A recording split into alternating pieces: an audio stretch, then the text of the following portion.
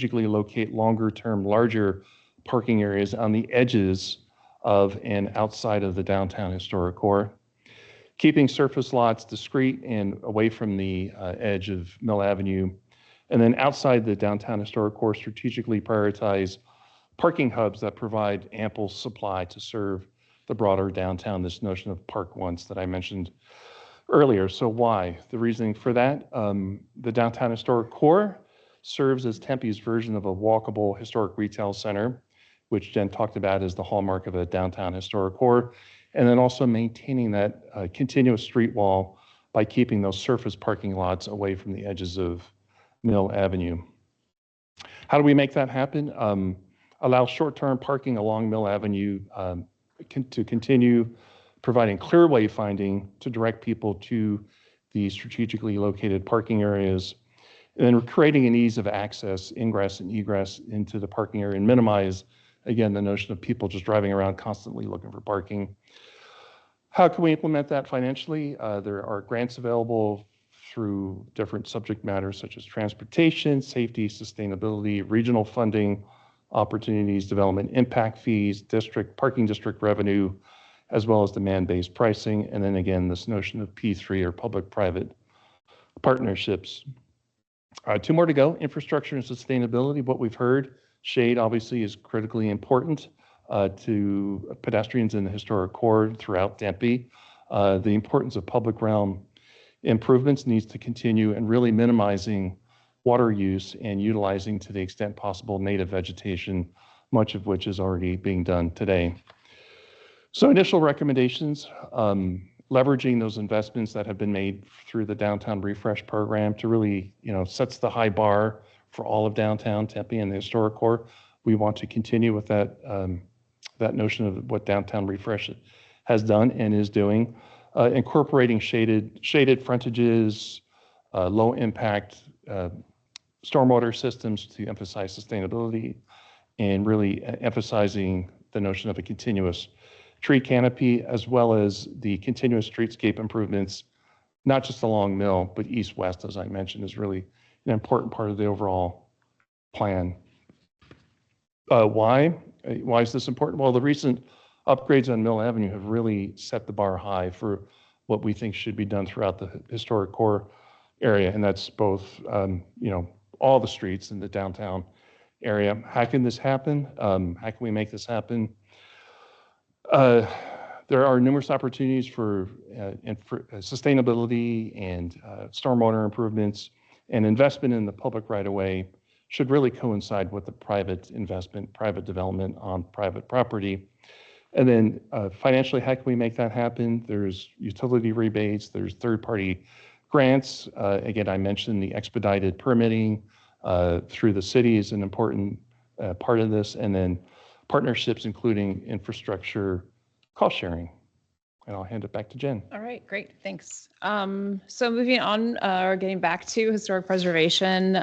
So based on the public outreach and input we received thus far, what we've heard, of course, is that, Tempe's Mill Avenue historic resources are important and they should be protected and preserved, that they are part of the character and authenticity of Tempe's historic core, that the connection between old and new development needs to be carefully studied, and it's really important to maintain the integrity of historic areas that have a consistent character, like along Mill Avenue. So as a result of what we heard, we have the following recommendations, which is to prioritize preservation and the rehabilitation of historic resources, that there is development of design guidelines through this planning effort, which is currently underway, that there's consideration of applying for, to place the downtown Tempe historic core in the National Register of Historic Places, for example, and then listing any additional city-owned historic resources in the National Register or on the local Tempe Register.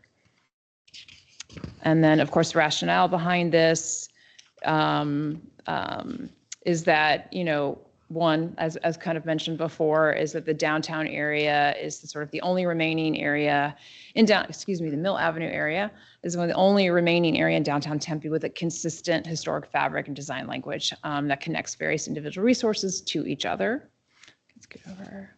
Some of these considerations, of course, would include implementing a facade conservation program or implementing, facade conservation to protect that street wall, which we talked about earlier, that there's careful design of infill so that the new construction reconnects itself to the existing historic fabric around it, that there's incentives for preservation and rehabilitation.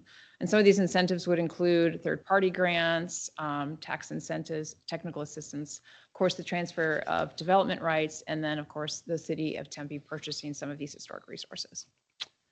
And I'll talk a little bit about the draft guidelines. So as you saw, they're pretty detailed, so I will not get into the weeds too much with it. We'll just kind of sort of overview of them. So of course, the purpose and intent of guidelines is that they're clear and create a clear and predictable framework for development, additions, adaptive use, and then renovations with the historic core.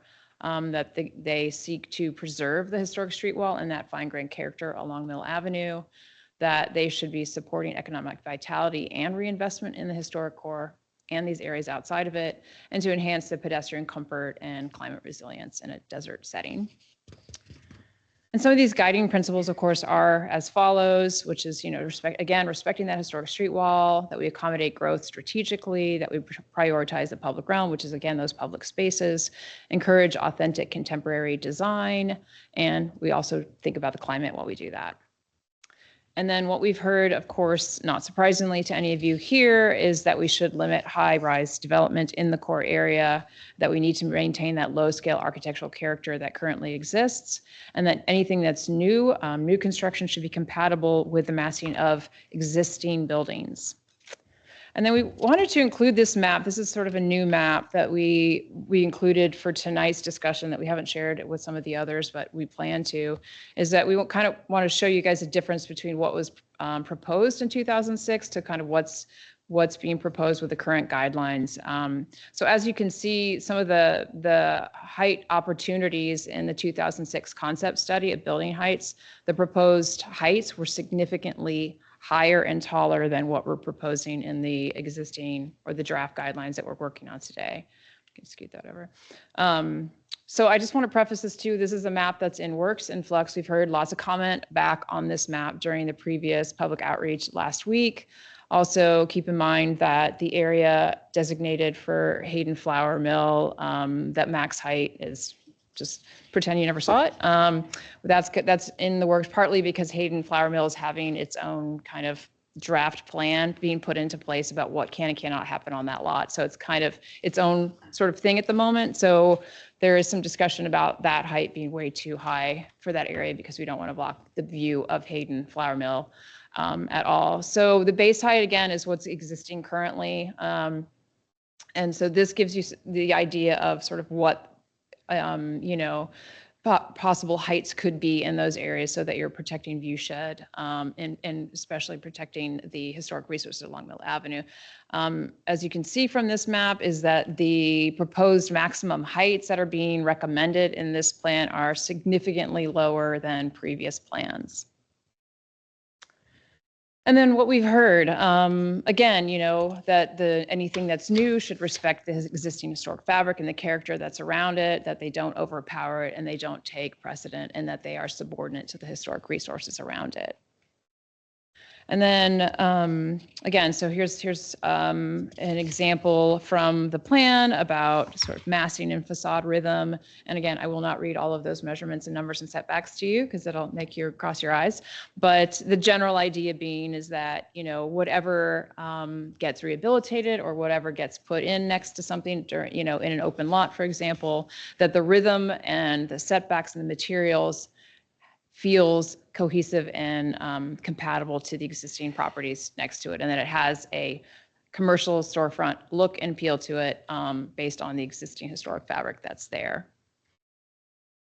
And one of the things we also heard, of course, is that there's an emphasis on the indoor-outdoor space and the utilization of that ground floor to accommodate some of that, and some of that activation is currently underway in Tempe. As Rick mentioned earlier, there's a lot of new opportunities for that indoor-outdoor connection.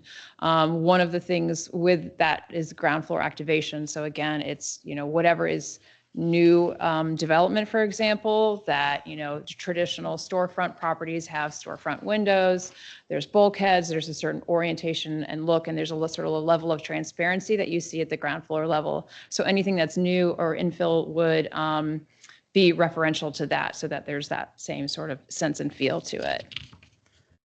And then I believe. So just in terms of next steps, so implementation will be a big part of the plan, which we talked about during the breakdown of those 6 categories. But in the final report, you know, we look to include really a specific focused emphasis on identifying catalytic projects, identifying regulatory tools to make this happen, identifying funding and financing mechanisms to make it happen, and then also including a section on monitoring and metrics to make sure it is happening over time. And so next steps, as I mentioned before we complete the presentation, is we're here tonight. We have additional community meetings in late spring. We have additional stakeholder meetings coming up over the next couple months. We'll be drafting the Downtown Historic Core plan late spring, early summer. We'll come back to this group as well as the Development Review Commission in late spring. And then it all will go to City Council for adoption sometime this summer. We don't have a specific date yet. And with that, we'll turn it over to you for questions and comments. Thank you very much. Commissioners, before we get started, there's a lot of y'all online, so if you would like to participate in the discussion, I just ask that you raise your hand because I won't be able to know who's speaking otherwise, so I can call upon you. And with that, I will go ahead and open up the floor for any of my commissioners.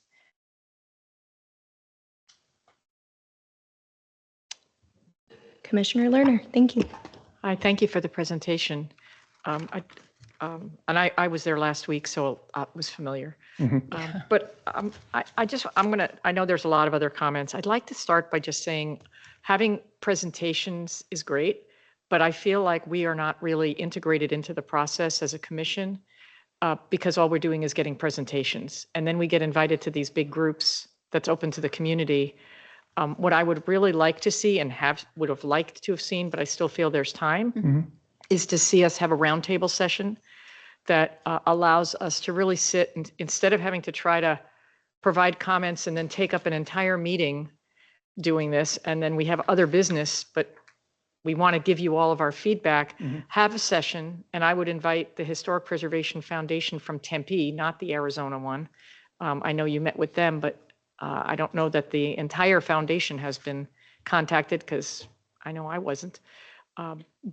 Have the commission and the foundation sit in a round table with you and really talk through everything, have a dialogue that would allow us to really work through some of the concerns and some of the positives. There's lots of good in this plan, but there's also a lot of concerns that otherwise we go one at a time here, give you this, and then we wait 3 months to get feedback.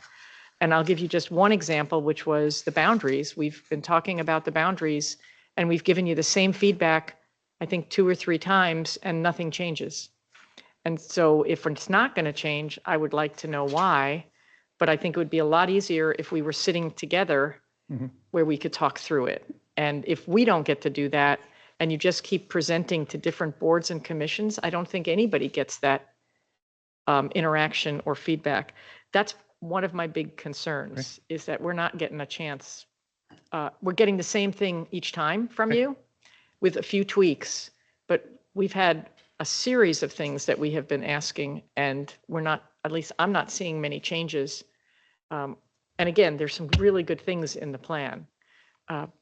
But so that's the main thing I'd like to start with. I know there are others who have comments, but my concern is we'll spend an entire meeting again, like we've been doing with comments, and then we have other business that we never get to. So if we could commit to doing something like that, I think it would be beneficial for everybody. Thank you.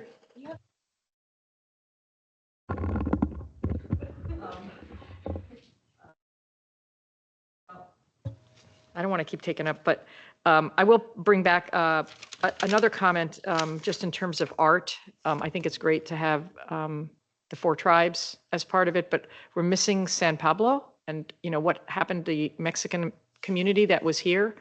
I'd really like to see recognition of that community as part of this, and I haven't really heard much about it from you. It is and- in our historic context. Okay. Yeah, but It it's just is. not included in the draft that you have. But yeah, Right, yeah, it is in the exactly. So history I'm of glad Tempe. that it's in the context, Yeah. but then I'd also like to see it as part, when you talk about things like art, design elements, Mhm. Right. we need to recognize them, recognize the people who were here and moved out as part of it. Another area that, let me just see if I can find my comments quickly. You know what? Okay, okay, that was a large part. Again, I'm going to go back to just the boundaries piece. South of University, taking all of University rather than just the north side, going all the way over to College are things that we've suggested. We don't really know much about at least I don't really know, I shouldn't say we, I don't know much about what's going on at Hayden Flour Mill as part of it. Getting the business community involved, I think if they could understand where we're going with it, I think they'd get real positive behind some of this. So again, having a workshop, certainly I think I would love to see us having the preservation community, but I think it would be helpful to have members of landowners and business community participate as well in that. If you get two distinct groups doing it, you're going to hear Yeah. pros and cons, and you're never going to hear a meeting of the minds. So, but doing it this way doesn't give us that opportunity, and doing these online where you get a couple people doesn't give that either. I'm going to hand it back to you. I may come back with a question, but I'll let Okay. others think. Thank you, Commissioner. Anyone else? Can I go online first? Go, please. Commissioner Sana? Yes. I did want to ask a question about the term you included earlier, incubator, for the historic buildings. But before that, I also want to say that in regards to the parking issue and also traffic building up on Mill Avenue, I would encourage public transportation be used to enter downtown. Like maybe a expansion of the park and rides, or diverting traffic to those outside open lots around Rio Salado. I don't know if those are available for public use, but I feel like that would be a good way to lessen the traffic and the congestion that often comes with Mill Avenue. Just utilizing the light rail, the streetcar, and so on. And also for the shade coverage, I think that the light rail stop for Mill Avenue is doing a great job with the natural tree coverage that's kind of growing into the platform. And I would encourage that as a way of highlighting greenery around the area with native plant life. But back to my question, what was the term that you used? Incubator? I couldn't remember what the other.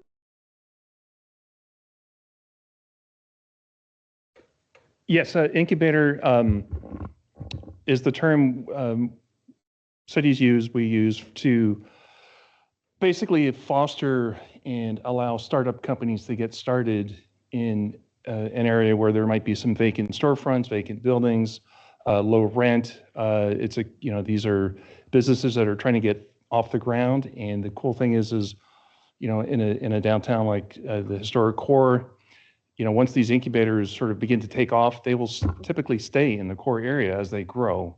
So it's an opportunity. It's not all about big businesses, but it's these smaller mom and pop shops, stores, businesses that we want to encourage as well. Okay, thank you. If that helps, good. Thank you. Thank you, Commissioner. Vice Chair Fackler, you ready? Sure. Good evening. Thanks for the presentation. First off, I'd like some clarification, probably a significant amount of it. Going back to your timeline and everything else that you had, you showed stakeholder meetings, Mhm. 7 of them that were done late last summer. Mhm. And we've got 7 more coming up this month and the next month. You know, in your presentations that we've heard now, this third or fourth one, we've heard about this is what we have heard from the community. Mhm. And of course, there's a number of places you could get those comments, stakeholders being one of them, staff.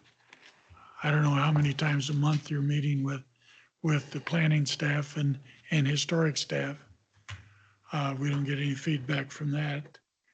But it seems that there is a group of comments that you have received from the community from someone that is defining 90% of your process. I'd sure like to know who those stakeholders are, what properties or businesses they represent, the dates of the meetings, the type of meeting. Was it in person, Zoom, whatever? But the most important part that I'm looking for is the other stakeholders of, be it properties, businesses and whatnot, that have been involved with the process of giving you comments. Was there opportunity for those stakeholders in these meetings to interact with each other on conflicting points of interest, idea gathering, spontaneous generation of ideas from that group of people that are meeting to discuss this very important subject? I have yet to see any of that, either from you or the staff, as to who are these people Mhm. that are speaking for the community and being quoted, although they're not being quoted, as the main input givers for this whole damn process. I go back 50 years with this process. I'm damn near historic. Yeah. Yeah, I passed that train a long time ago. That's why my voice sounds like this. But I've been involved both from 30 years of working in those guys' job, doing the initial planning, redevelopment, construction of downtown Tempe. And there's no way, even with planning and development office personnel looked a lot different back then than they apparently do now. Most of us were at least architecturally and engineeringly educated, if not certified and license holding. We did the work. Mhm. We didn't hire consultants back then. City said, hey, we paid for all this high profile staff, let's use them. But you know, even that high profile staff couldn't do it alone.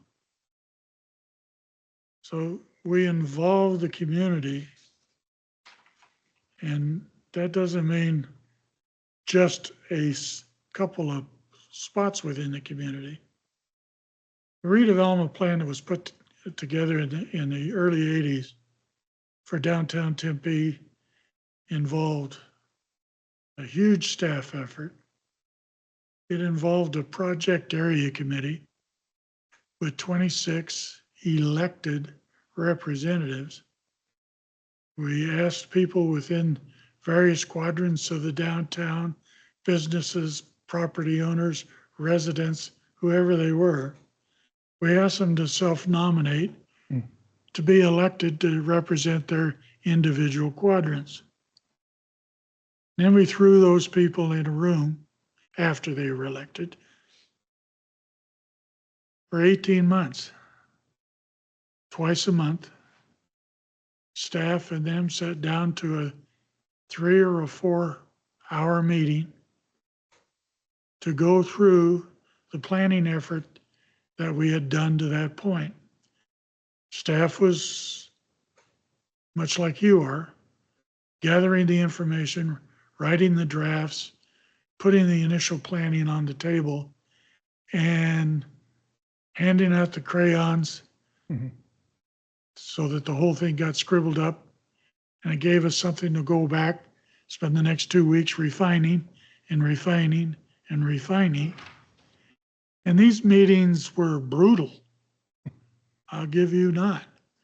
We had the preservationist community that never saw an old building they didn't want to save, whether it had any economic value or whether it was even still standing.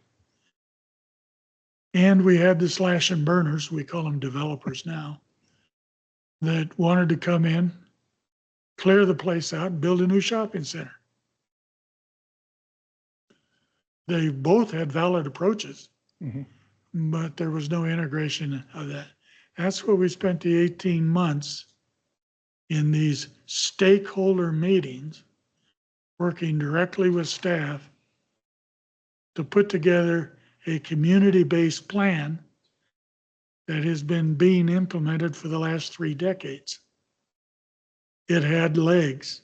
It had community support. It had 7 votes of the council, terrified that they wouldn't be reelected if they went against the community to put it together. I'm just not seeing that kind of process anywhere in the work that's been done to date. I want to take the time to read. I went online. I hate it, but I went online and took the survey today. The latest one, of course, doesn't have the plan that you showed here, but it had a plan in it. And I'll come back to the plan. But I want to finish up this core planning process. Here's my comment. So far, I feel the public forum process of this planning process has been somewhat isolating. Individual questions or comments with answers provided by non-city experts who isolate or insulate city design and planning staff and the city council from what is proposed in the community's plan. I would have preferred a more community-based planning and design charrette process where the city's public, private, citizen planners, including consultants, I do not disclose that, sit down in a planning and design charrette with key planners, engineers, historic professionals, advocates, core area property owners, business owners, real estate and development professionals invited to join this discussion about what the community wants their historic core to look like, not in 2025 or 2026, but in 2050. This is a historic core plan that is an outgrowth of the city's 2050 general plan. Had a huge public process, including a lot of the process I'm describing here. Wasn't a project area committee. It was a TAG, a group of people with their own bents that came together and helped city staff who wrote that document put it together. A very important part of that is that document called for this document to be created. I think the timeline of these two documents must be 2050. In fact, if it's not in the name, I don't know why it's not in the name. At any rate, without that community face-to-face, what I wrote was, we're like a family that sits down to dinner once a year, round a table, and the only dialogue is via text or computer. There is no face-to-face, there is no discussion, except that isolated discussion that takes place. That's what I yearn for in this planning process, and that's what I have not seen or at least this has not been accounted for in the information that has come forward to us. I have a bad habit. I can talk for the rest of the night, but Shereen's kicking me in the leg over here because she's biting her lip and wants to say some more. I just want to say one quick thing. She wants to say one quick thing. Go, Shereen. Commissioner Lerner. It's like family. I've known him forever. So, Yeah, we've been fighting forever. yeah, since we started trying to save it downtown. The only thing I want to say is, and I agree with everything Commissioner Fackler was saying, which is kind of similar to mine, is it's already 7:08. And again, we have a long agenda and we do this every time and then we don't get to our agenda.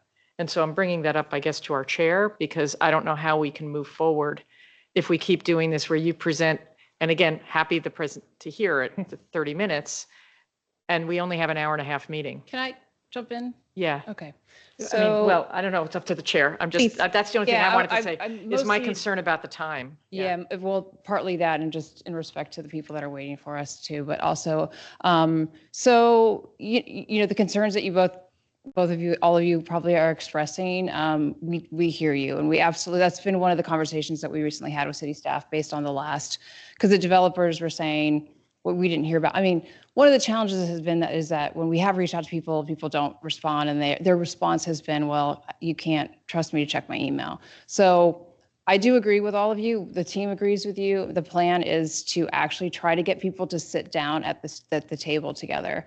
We know that all of you will sit down at the table.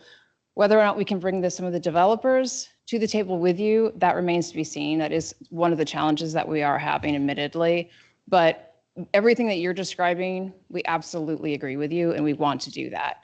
As far as having a list of who was at the meetings, who the stakeholders were, who the community meets, all of that stuff, we can absolutely get that to you. We will make a list of that. So at least you understand what the public process has been. And I understand that this is really cumbersome and clunky for you. If you're just getting a presentation, you don't get to have a discussion about it. So that's something that we can put together and we'll send to Zach. If Zach can, and he can share with you, so you have at least have the opportunity to see that. You can see what we're missing. You really should have been talking to these folks, and we were happy to do all of that. But yeah, absolutely.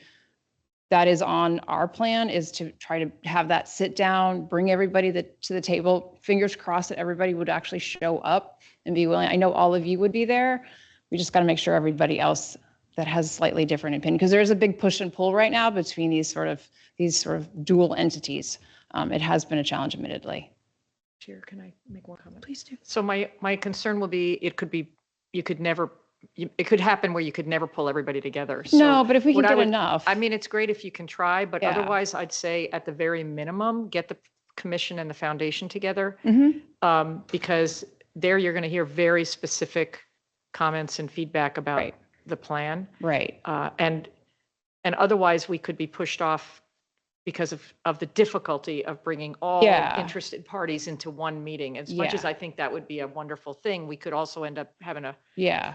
it may not work. So whatever can be done to make sure Yeah. that voices are heard, even if Yeah. it has to be 2 or 3 of those kinds of Yeah. meetings, Yeah. would be appreciated. Yeah, but no, I mean, we definitely, that is on the agenda. So that was this, most of last week and early this week conversation with city staff was that needed to happen. So you're reiterating what we know needs to happen. Thank you, though.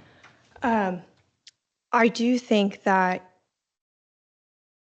I I also do this for a living, and I understand public engagement is hard. We can't expect people to come to us. And I do feel like this project just missed two huge opportunities here in Tempe with the Flower Festival and the Festival of the Arts. Like, why was there not a table for this project out meeting the public? Like, it's not an excuse. Like, we have a ton of existing events here in Tempe that are awesome that we could be telling the public about what's going on. And what do you find important? What do you think characterizes downtown? Like, those are great opportunities that already exist. People are already there. So it's just not an excuse that people didn't come.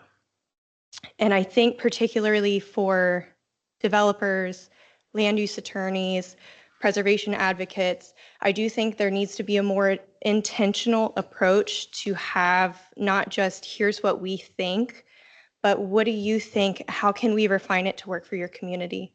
Because you could present the best guidance ever, but if it doesn't come from our community and like work for our community, then like we don't want it. We want what comes from us. I understand we do have a long agenda to get to, but I do have some things that I would like to discuss. But I want to make sure that I'm not going to not talk over any of my commissioners prior to doing that. Can I do a call online first? Is there anyone else online that would like to say something?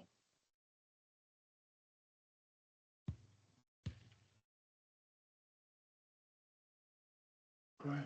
Vice Chair Fackler? To finish. No,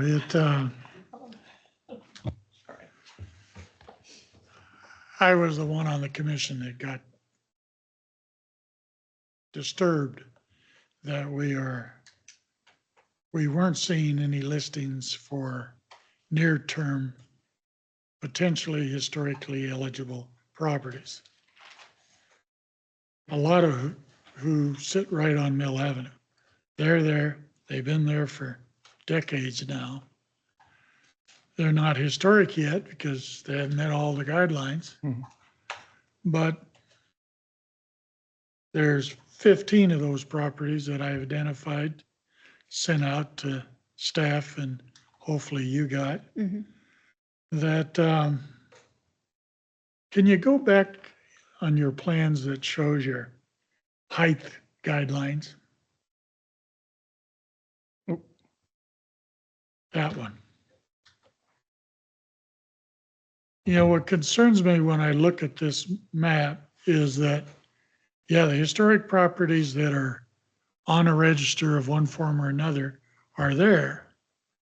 But all of these near-term properties that were essentially developed in the first 3 decades of our redevelopment process to work with the historic structures that have been there, along, quite frankly, along the lines of the same design guidelines that you're putting forward, or very close to. Anybody looking at this, they're invisible. They aren't there. In fact, let's take the block on between 5th and 6th on the west side of Mill. You're showing 3 dots there.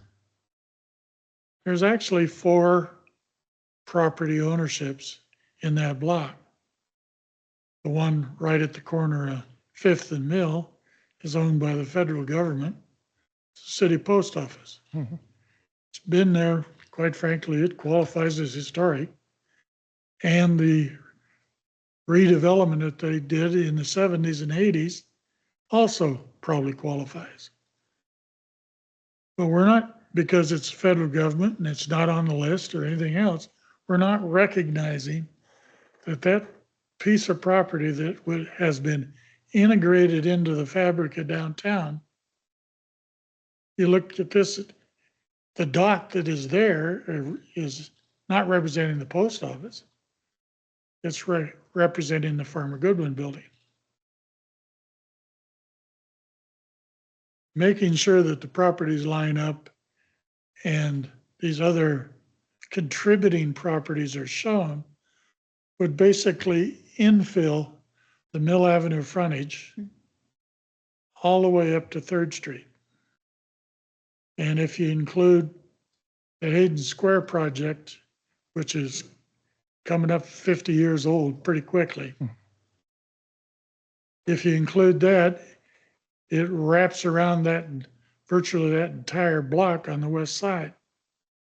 It shows significant development already in place, not opportunities to tear something down and build something higher.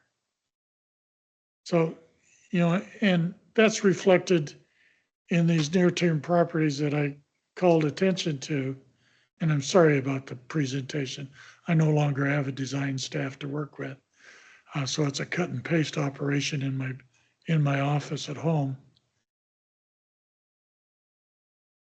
Tempe Mission Palms right across the street. Again, it's going to be historic in another decade. It's a huge piece of property, has even larger frontages on Mill Avenue that are nothing but parking.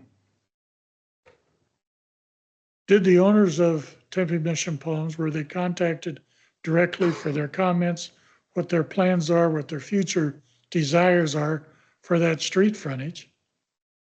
They attended meetings last week and let us know a little bit. Probably don't want to know. Well, that's the problem though, is we need to know, Right. and it needs to be integrated. If somebody's got plans out there for 2 20-story towers on those 2 pieces of property, city needs to know that. Right. Because, That was definitely not relayed, but yeah.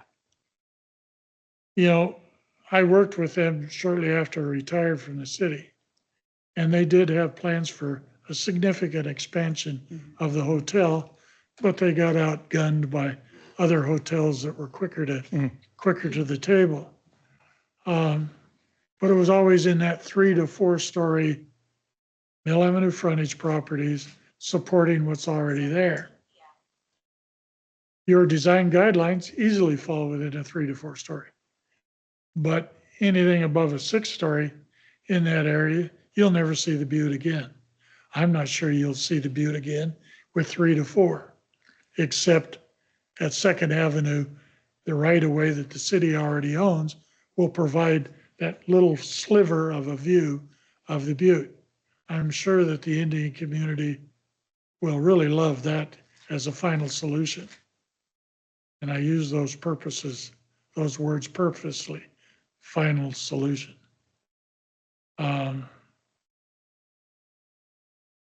I really think that as we present these maps, it has to present what this community has spent the last 100, 120, as short as 30 or 40 years, putting together along Mill Avenue that has value. It's not just a holding pattern for a future tear down and build new. We've done a lot of tearing down and building new. The original plan that was put together by the PAC, and it has a beautiful model. I don't know whether that model even exists anymore. It's under plexiglass. And it showed the core area being preserved, infilled tastefully and in scale, and all this much intensity built around it, including back then the insensitive people that we were. It had condos on the Butte. Well, that didn't make it into the final plan, but it was presented by a developer who built this building, that designed and built it, had a vision for that he'd had since a kid. It got into the model, didn't make the plan because there were other people that had different ideas. So please, when you're presenting these plans to the future, please make sure that all of the significant contributing resources within what may very well be a National Register district at some point are represented on the maps that we're using to take out to the community and either scare the hell out of them because they have different ideas, or meet their dreams because they like what they see already. Okay, I'll quit. I got a lot, so. You go ahead. Thank you. I'll let Commissioner Karuka, please. Thank you.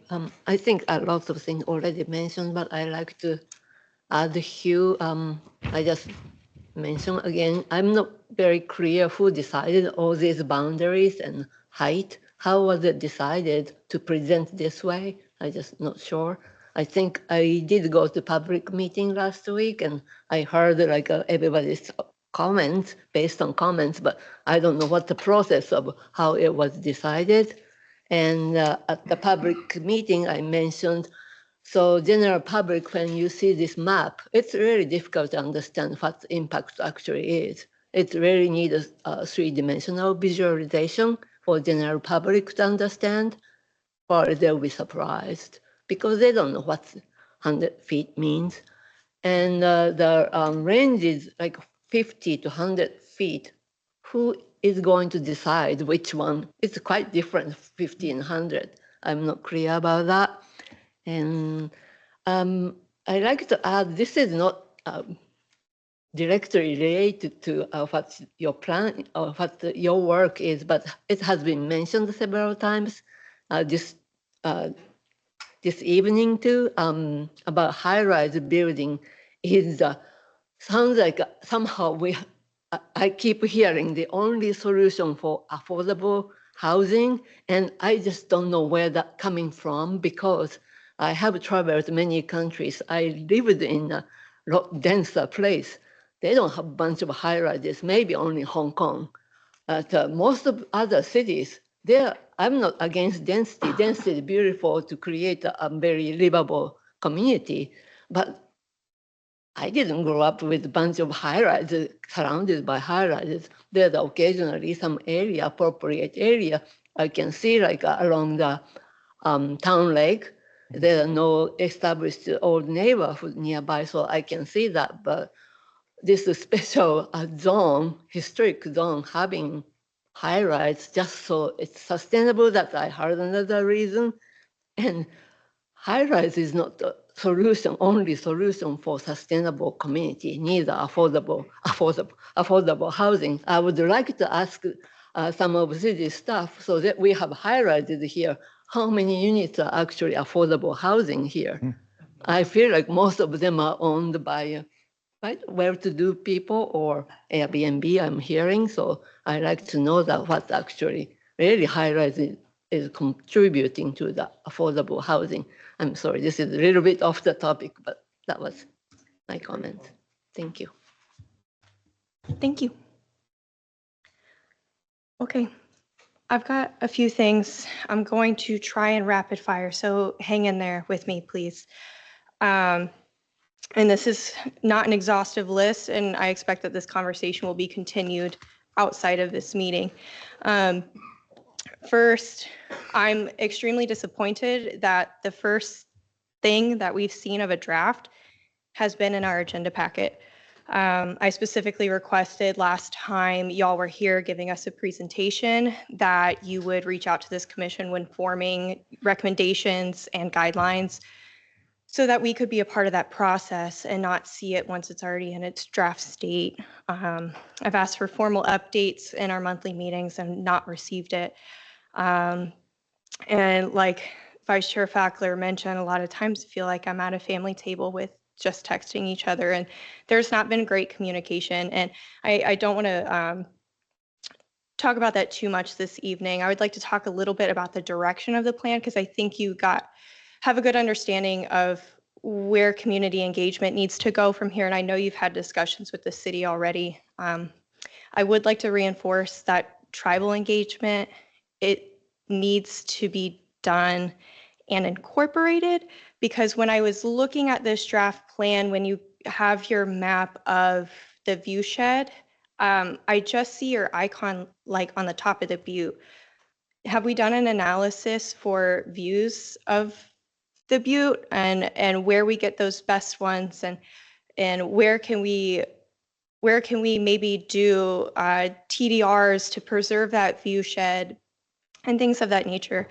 I don't know all of the concerns that the tribes have because I was denied a meeting between the city, the tribes, and myself to kind of find out what their concerns are because we only have one member on this commission and we are entrusted to steward their resources. So I would love to know how to do that to the best of our abilities. So I would love to see specifically what the tribes, they are not just another stakeholder. I would love specifically to see what they have said and how that's been incorporated into the plan.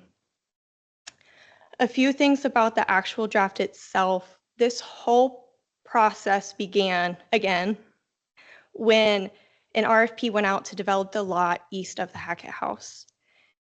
When I read through this draft, to me, it doesn't even have any guidance to guide that RFP should it go out tomorrow. So how are we looking at things just beyond the 2 blocks of Mill Avenue? Like this is it needs a really thoughtful, holistic approach. And right now it reads as a downtown plan, not a downtown historic core plan. So I would love to see how historic resources can be incorporated and leveraged, not just incorporated, but leveraged to do those great ideas that y'all have. But I'd love to see how we can integrate those more. And I mean like specific guidance, not we're going to explore this, like we're going to explore incentives. Like here are the incentives that we're proposing to do. I would love to see in this plan, because we are going to use this and we are going to use this implementation, I would love to see more specificity in the recommendations, the design guidelines, but also the responsible parties. When I was reading through this draft, and I understand it's just a draft, so that's why I'm providing you my comments, that when I look at nonprofits, who? Like when we're looking to implement this strategy, who are we going to ask? Are we going to ask the foundation? Like which nonprofits are we looking to incorporate? And that's just not exclusive of the nonprofits, it's inclusive of all the other responsible parties in there. We need a specific roadmap for how we're going to develop this and leverage historic resources within our downtown area.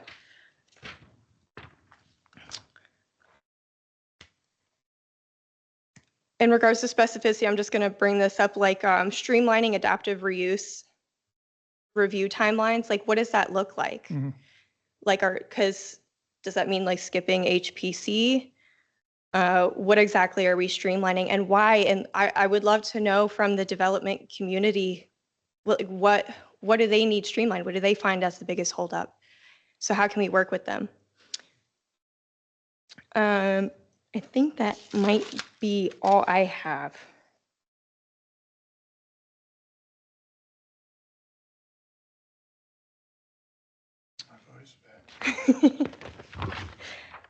And I think the last thing is that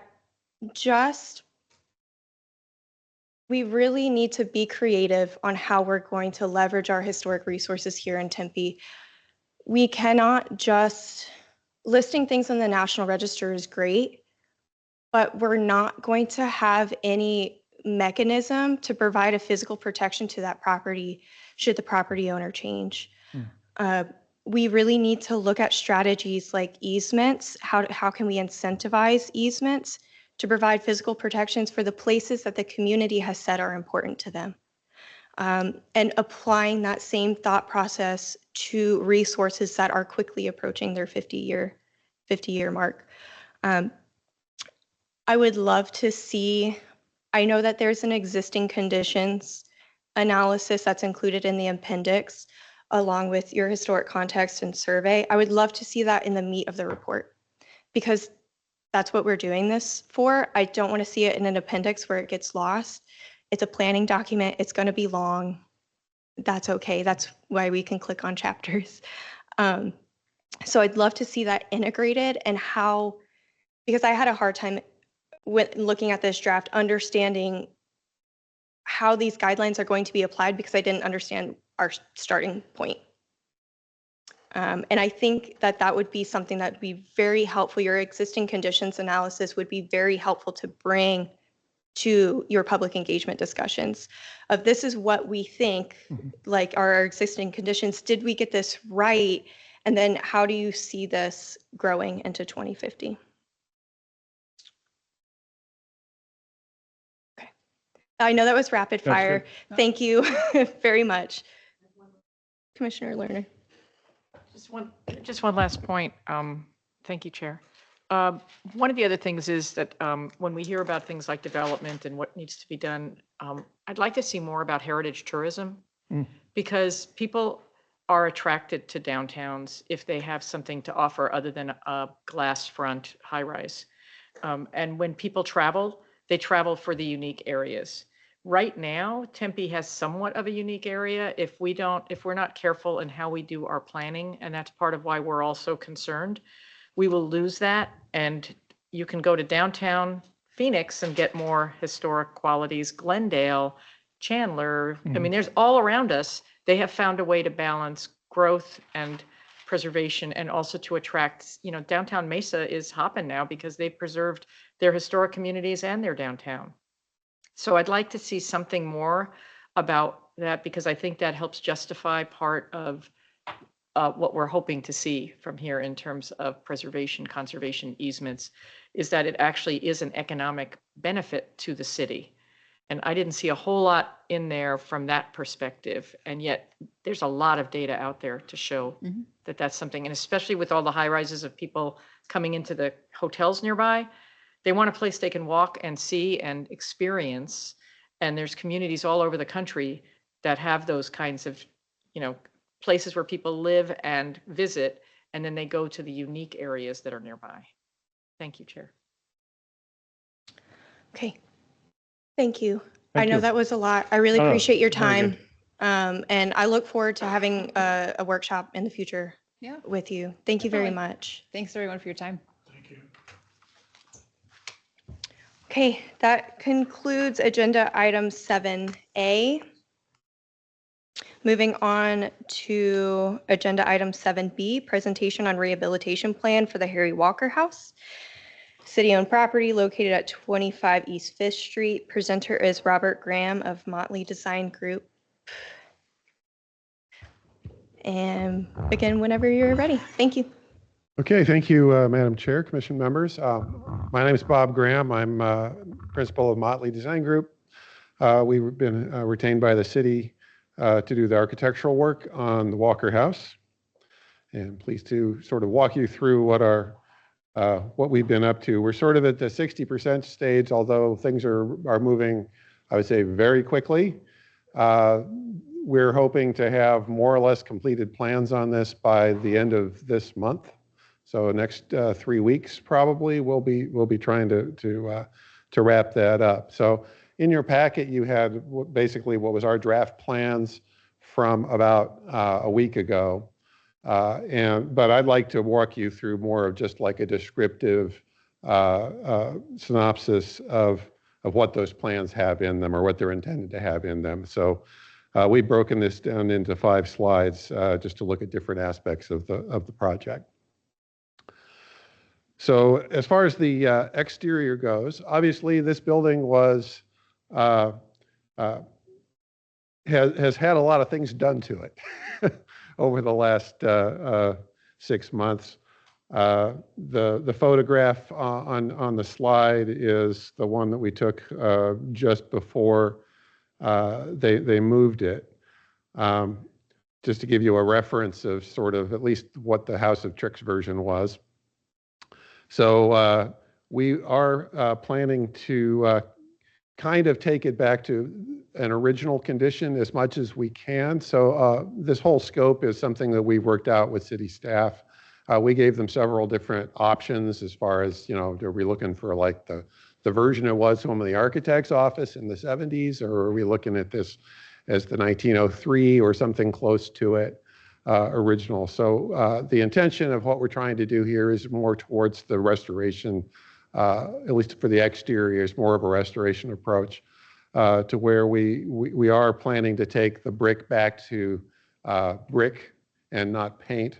So being as this building has probably 30 coats of paint on it, that's going to be a lot of paint stripper, because we can't really sandblast it, or even I think walnut blasting or something like that would probably not be well taken on this. So we're looking at probably a chemical strip. But that will reveal probably significant problems with the bricks, because there's already places where faces are falling off. So there's a masonry component to this. Just beyond stripping it, there's going to be a lot of repair work on the brick, and that's probably the major cost component actually of the exterior restoration. The building does still have its original entry door, which is kind of shocking. Everything else is gone. The back doors are all gone. So we will be retaining that door and then providing replicas for the other openings that we'll be keeping. The wood windows are largely original in that building. We will be retaining and repairing those. I haven't had the opportunity to really do a detailed analysis of those because they've been boarded since before I ever saw it. So I don't know what the exterior condition is. It looked like they were in pretty good shape. I think what we're going to find is that they're going to have a lot of holes in them, just screw holes and nail holes and things like that from the boarding. They did a fairly good job of boarding, good in terms of not causing a lot of damage. I think we were very fortunate to have headed off the original intention of the house movers, which was to pop all the windows out and block them up so that would enhance the moving process.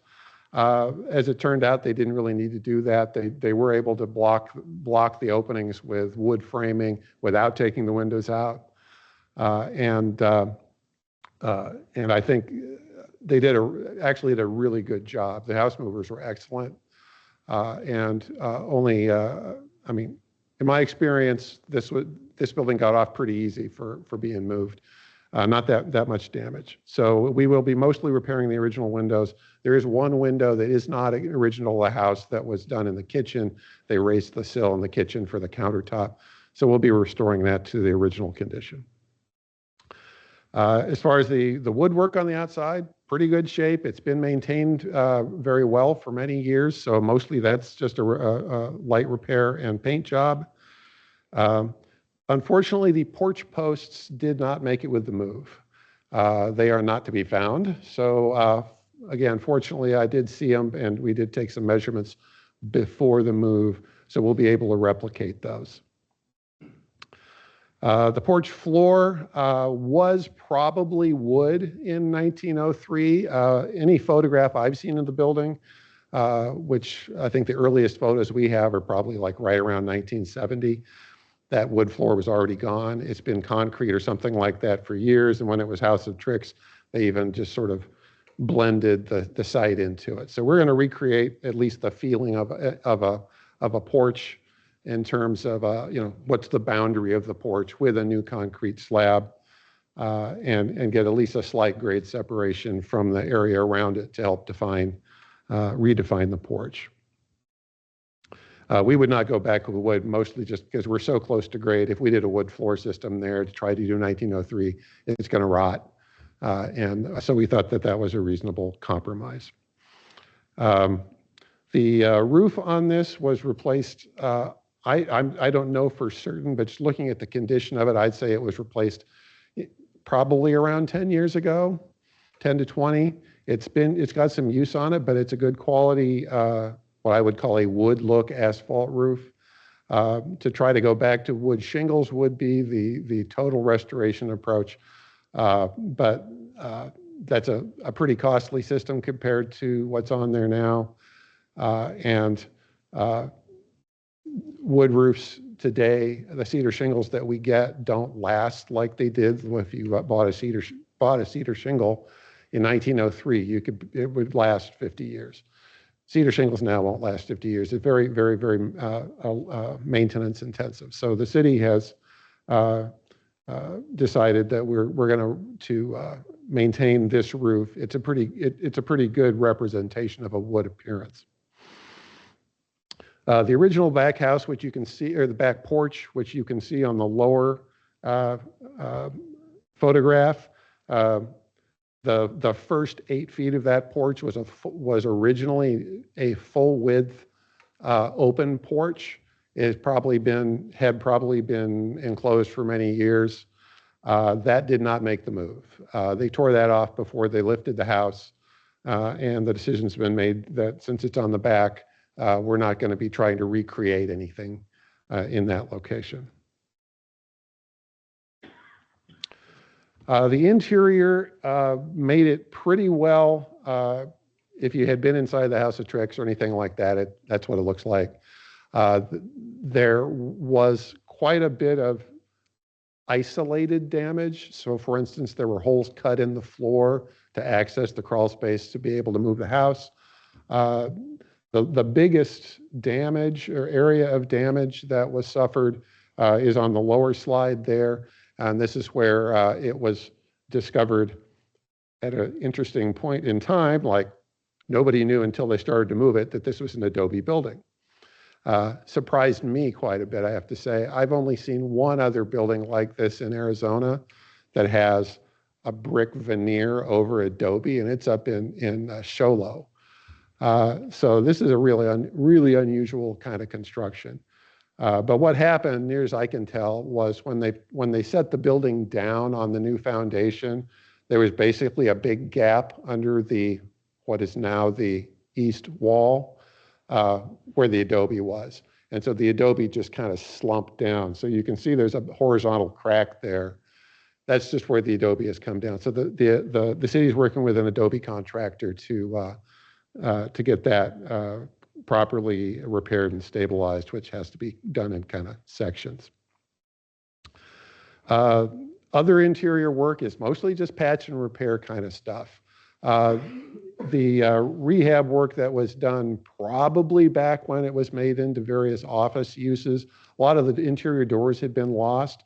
The original frames and the casings and all that stuff is still there. So we're obviously going to retain and repair that. There are a couple of ceilings that also had been taken out probably during the office period. So we'll be putting those back in place to the original. There are 3 interior doors left. Where we've got an interior door that's an original door, we'll keep it. And the rest of them will be new doors that we will use a replica pattern for our new adaptive use. Which brings to me alterations. So as you're probably aware, the city is intending to lease this property to an ice cream store. At least that's the working plan at this point. We are doing our renovation is fairly general. We're trying to get everything repaired and get just like a basic amount of infrastructure in it so that any user could actually be suitable for this. So we're putting an ADA bathroom in. So in the lower right corner, that little slot room there probably was the original bathroom. And when House of Tricks was in there, they made that into a wine cooler. So the ceiling had been blown out. There's nothing left of that room. So that's a really good place to just reestablish a restroom, and we can get a good quality ADA restroom in that space. On the other side, the kitchen that's in the building now, it does have fairly old kitchen cabinetry, but I don't think it was original because it goes in front of a window. It was kind of a tip-off, and it's in really bad shape. So it would probably be a lot more work than it is worth to try to rehab this, what I'm guessing is probably 1920s, 1930s cabinetry, to try to make it usable. It would just be a tremendous amount of work, and you would have a substandard result from I think what people would expect as a lease space. So we're proposing to move that cabinetry and install something a little bit more like just a little kitchenette like you would see in a typical office space. So that's shown in the lower left building, which is marked break room. All of the mechanical, electrical, plumbing systems have to be replaced in this building. Obviously, well, it didn't have any plumbing in the building when House of Tricks was in it. It had been, all the plumbing was in the back porch, which was lost. There was the mechanical system that was on it before it was moved was actually a roof-mounted unit that was back on that back porch. So obviously, back porch gone, unit gone. At that point, you pretty much have to start over. So what we're gonna put in for mechanical is a split system. So there'll be a ground-mounted unit behind with a screen wall around it, and then we'll hide the actual mechanical unit in the attic. But it'll work very much similar to the way it did. It just will be hidden better. Brand new electrical service. Mostly we're just going to re-energize what we can inside. We don't know what the end use is really going to be like, so I think we're going to expect there's going to be another phase of work once the new tenant really gets involved, because they're probably going to have some equipment and specific lighting needs and things like that. So we're not getting too deep into trying to like change the power and lighting system in the building. We're just trying to get it back into service. And so as far as the site goes, when they moved the house, they pretty much just cut a big hunk out of the middle of the parking lot and plunked the house into the middle. And so what we have to do is like knit that back in. So we'll recreate the curb line on each driveway so it will continue to circle around the house as if the house was just like taking up the parking spaces that used to be in the middle of that council lot over there. From the house south, we're pretty much just restoring that to what the original condition was. We will have a walkway system that will connect Fifth Avenue or Fifth Street, I'm sorry, all the way through where the house is and connect through to the city park or parklet that is down by 6th. And whatever is not paved, we're going to plant and irrigate. And hopefully it will look something like that when we're done. And I'll be happy to take any questions. Thank you, Mr. Graham. Any questions or comments from my commissioners? Commissioner Lerner? Hi, Bob, nice to see you. It's been too long, Sherry. It has. I just have a couple questions.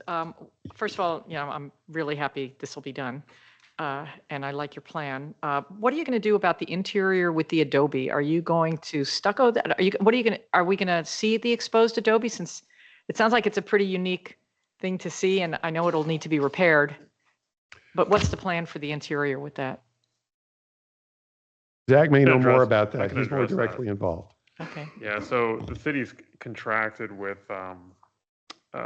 Builders Guild, BGI, who is subcontracted with Reggie McKay of Adobe Technology, who you probably know has done recent work on the Eisendrath House and worked on Hayden House and is award-winning, kind of Adobe repair person, expert really in kind of historic Adobe. So yeah, he's going to repair the Adobe. It's unstabilized Adobe, so you can't just kind of go in and just like patch, like you might with some other building material. So he's going to go through and utilizing kind of the old processes, repair that Adobe, and then replaster it.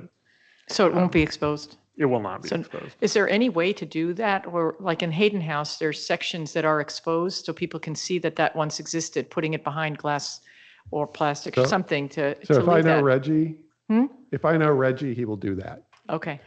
That's what I'm thinking. I mean, it's unique enough where it would be nice to have people know that was there. So I think that's just for the city to work out as they get into the actual work, to what extent something like that might be included. We haven't discussed that, but it's something we can consider, certainly. All right. Well, I'd like to recommend that something be done to allow that, so people can see that, because especially since Bob said he's only seen one other one in Arizona, it seems like this would be missing an opportunity to let people see something like that. So I'm glad to hear it's being exposed. And then the other question that I had is that the house was originally facing south. Now it's facing north. And I'm just wondering, how are we, I know you're doing the best you can with this, but is there any other things that could be done potentially with the exterior to kind of have it connect to its past a little bit better? Because obviously sorry, I'm trying to turn off my phone. When it got moved, and we're glad it's saved, but when it got moved, it completely took it out of its context, really, by moving it, different directions. And it's still near where it was, but there's no neighborhood anymore. That's all changed. Is there anything that you're doing with the exterior to help bring that sense of place back? There is not. By the time this was handed to me, it was pretty much a fait accompli. I probably wouldn't have done it quite like that, but I'm not sure what else you can do. This is, now that it's been moved, this is basically a Criterion C building, right? So it's being preserved for its architecture. And so we are doing the best that we can by the architecture, but I'm not sure, we don't, if there was a way to connect it to Harry Walker, I have no idea what that backstory is other than what's on the inventory form, which is like a paragraph and a half. Yeah. I haven't seen any photographs of this building older than 1970. So unless we were to try to recreate a lawn in the front yard, and there is no front yard, we're kind of limited. I can't move the house. We need to get a walkway into the front, and so I'm not sure that would be useful anyway. Okay. So if you have any suggestions that you would like us to include, I will be happy to look at it.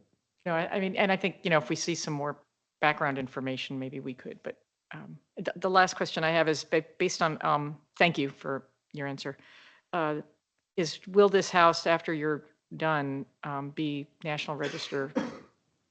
Will we be able to retain National Register eligibility on this? I don't know why not. I think it does have very high architectural integrity, with the exception of the missing back porch. But if you're really talking about the street view of the house, it's all there. The interior, even though it's been made into architects' offices and restaurants, the interior is really got a lot of good stuff in it. As far as, it's got the East Lake detailing around all the doors and windows. It's got doors with transoms. So what was done to it was more removal than anything. And I would say that it still has really good integrity, and I wouldn't hesitate to give it a nomination. Any other commissioners online or in here?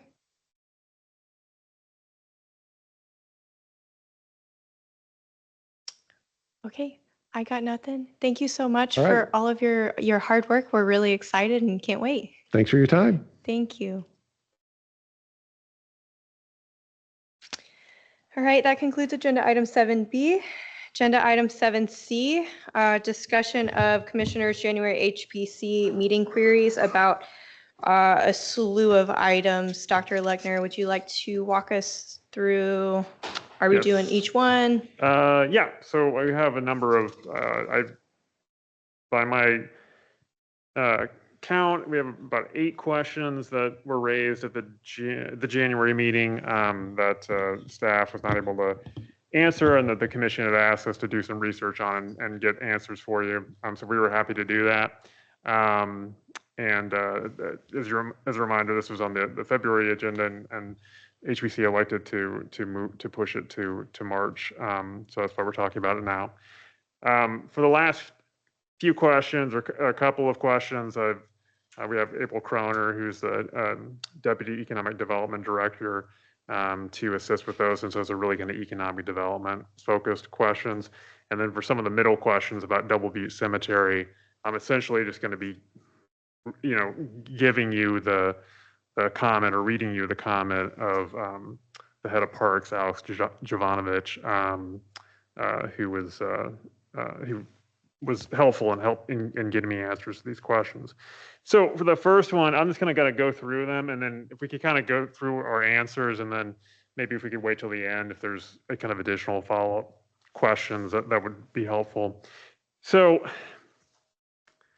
back in January, there was the first question, can HPC have a full accounting of how 12.3, there's some, I think there's some confusion about whether it's 12.3 or 12.5. It's actually 12.3, a shade under, it rounds up to 12.3 million. And HP bond funding has been assigned. So I emailed the commission about this. I gave kind of a full explanation in the email, but I want to just state like kind of publicly, I was operating under a bit of a misunderstanding, which was that there would be $12.3 million in new HP funding put into the 5-year cycle. And that was my mistake because Deputy City Manager Tom Dunsing the CFO at the time for the city had made it very clear at the January 8th, 2024 council work study session that the 12.3 million included just a shade under $9 million in bond funded HP related CIP projects. And these are projects that are administered by, are going to be administered by community development, parks, facilities. That 9 million would be supplementing the 3.3 million for HP related CIP projects that were already in the 5-year cycle and that were being used by that were being funded by other measures, not the bond. So when you put together that roughly $9 million and 3.3 in new bond funding and 3.3 million in existing funding, that's where the 12.3, how we came up with the 12.3. So this is just a chart from Mr. Dunsing's presentation back a couple of years ago that just make that abundantly clear. And I'm not going to go through this terribly detailed spreadsheet here, but just to kind of show you here, this is, kind of the 5-year cycle, which at the time was 24-25 to 28-29. It's showing all of the different projects that go into that 12.3 million. So you see under community development, there's several. And I want to note too that the previously allotted $3.3 million in funding, it includes things like, general fund cash reserve, but it also includes things like the $1 million match for the Double Butte Cemetery restoration. So there's a couple different funding sources there. And then you see some community services, parks and rec projects like Hayden Butte and Loma del Rio restoration. And then there's some financial services, which is the department that the facilities division is in, some funds there for Eisendrath Adobe restoration, historic properties building maintenance, some various projects that I didn't mention during my presentation to you.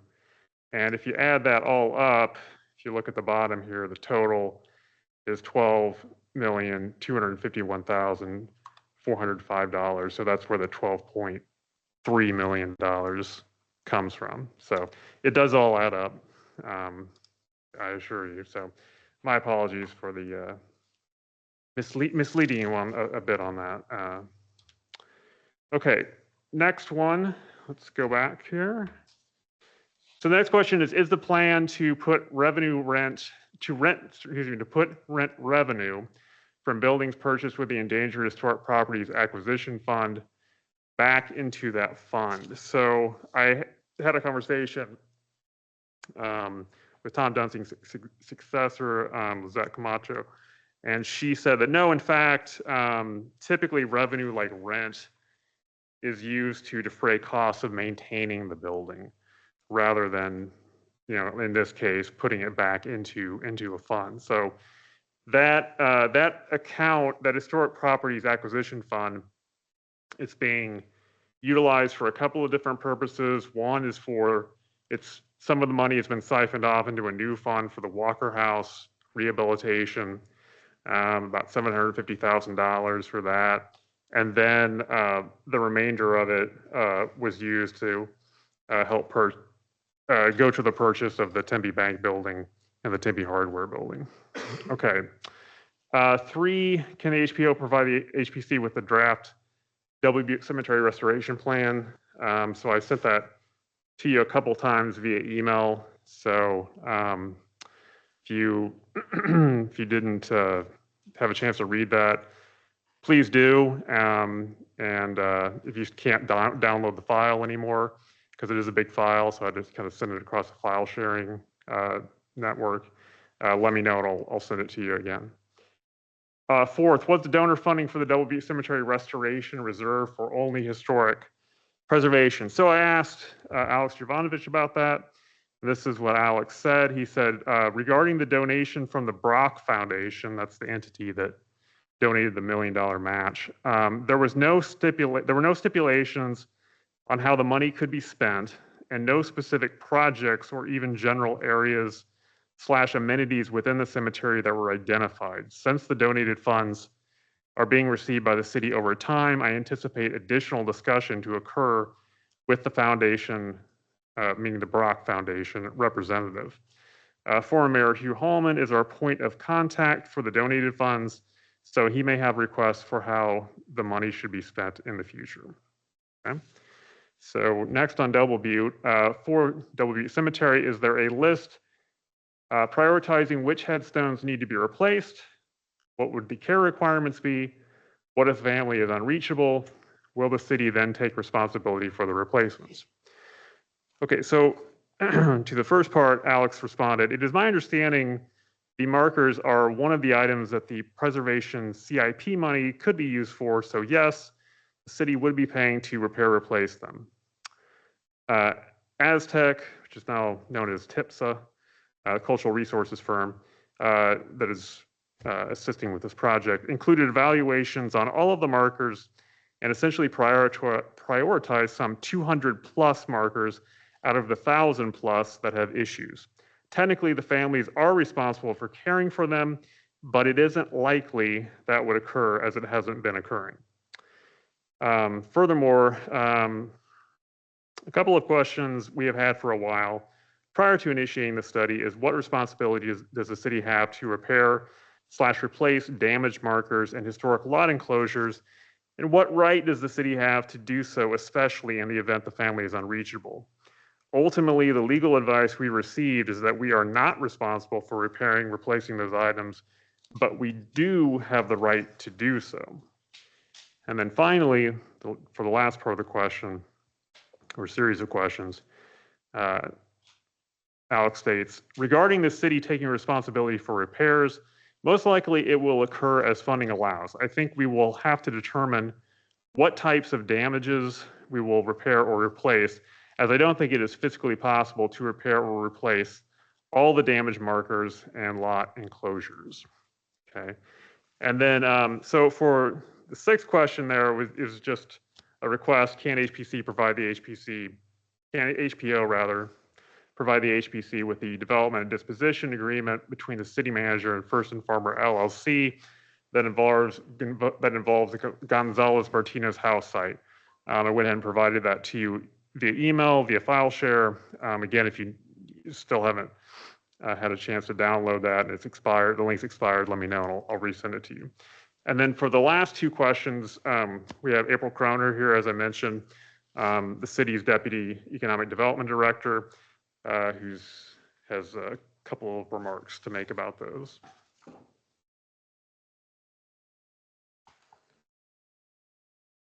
Good evening, commissioners. As Zach indicated, I'll take the last 2. So one question we have there is, what are the plans for future development of the Hayden Flour Mill? So on that one, I don't have a lot to share on that, but I will share with you what I do have, what we do know. The city's Community Services Department has entered into a contract for design services for the green space on the site, and they anticipate having 60% design drawings done by the end of April. I do not have an estimate for when that final design is to be completed, but that was an effort that Community Services that they are undergoing right now. At this time, I think it's very important to also share with you that the city doesn't have a funding source for any improvements on the site or the building. So that's something that still needs to be figured out. We have started to look at what it would take to get the main structure of that site to a warm shell. So when we refer to a warm shell, we're looking at those essential systems that are needed, getting electric to the site, water, HVAC system, all the other utilities, basic flooring, ceilings. So that is being looked at, which required a full structural assessment of the building to be done. So we just received that structural assessment. We haven't even had a chance to fully analyze that yet. The reason we would do something like that, bring it up to the warm shell, would be to make it more desirable for potential developers and or businesses, because we would take care of a lot of that work. And what we have done is we've proposed a placeholder in the city's CIP budget for the 26-27 fiscal year through the 28-29 fiscal year. So we would anticipate that if we are able to find funding to do that work, it would be design work and construction documents for 26-27, and then 2 years of construction to get that warm shell completed. That would be the update that I have for you on that. I'll jump into the next Please one. do. Yeah, thank you. What was that? Oh, I just said, yeah, please feel free Okay, to go ahead. so I will jump into the next one, which is why was the purchase of the bank building and the hardware building prioritized? And that one simply just is that the city was provided with the opportunity to acquire both of these sites, and they determined that acquiring these sites would result in the long-term preservation of these structures along Mill Avenue, which would ultimately be a benefit to the community. And then if you couple that with the investment that the city is making with the Mill Avenue refresh, which I'm sure you're all familiar with, and also efforts to simultaneously be working on new retail and restaurant attraction for Mill Avenue, the timing just seemed to align with that work.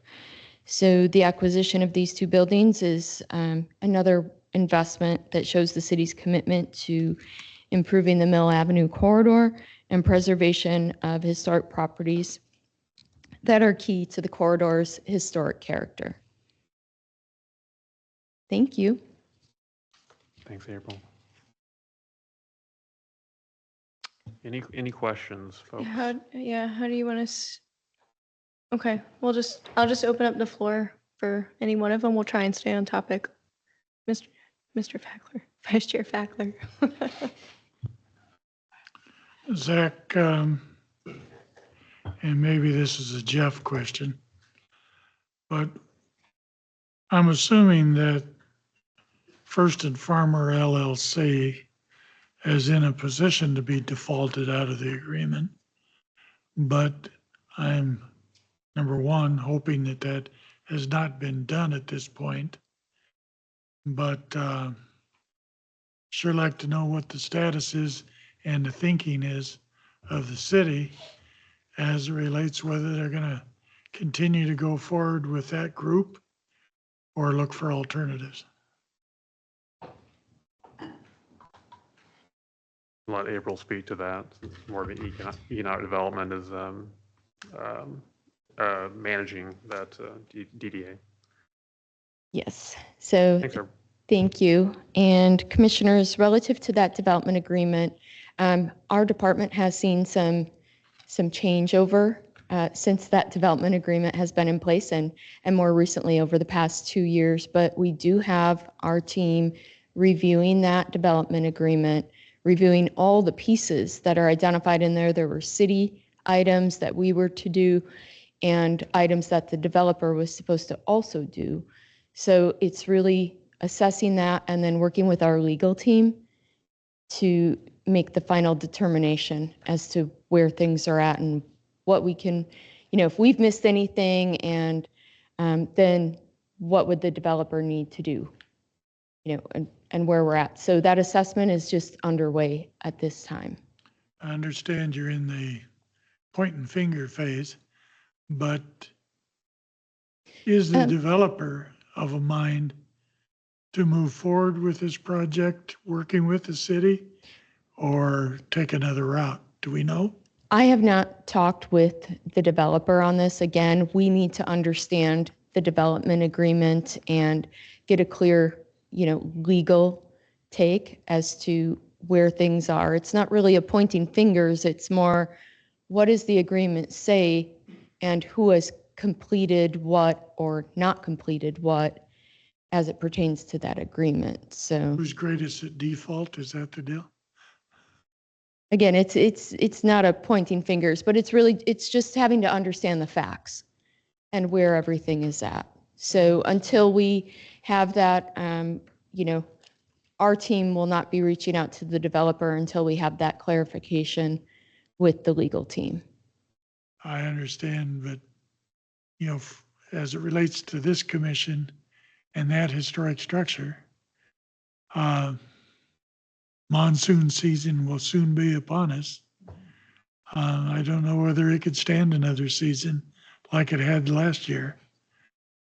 And I don't know who's responsible at this point for moving the stabilization and saving that facility. But time is ticking. And having been in these kind of negotiations many times myself,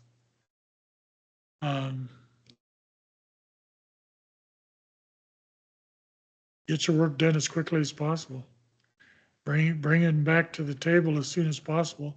Find out who's going to do what and when, or are you going to part ways, and what the damage is going to be. Right. Because if they're not going to be moving forward to ensure the rehabilitation of that facility, then it's going to fall directly back on the city. There's not a savior out there that's going to waltz in. But the clock's ticking, and I would not want to see the developer defaulted out of this agreement if there's a way for him to move forward and work with the city. That's a much quicker process than defaulting him out and finding a new developer, let alone the fact that he owns $4 million worth of property. That's vital to any project that will occur there.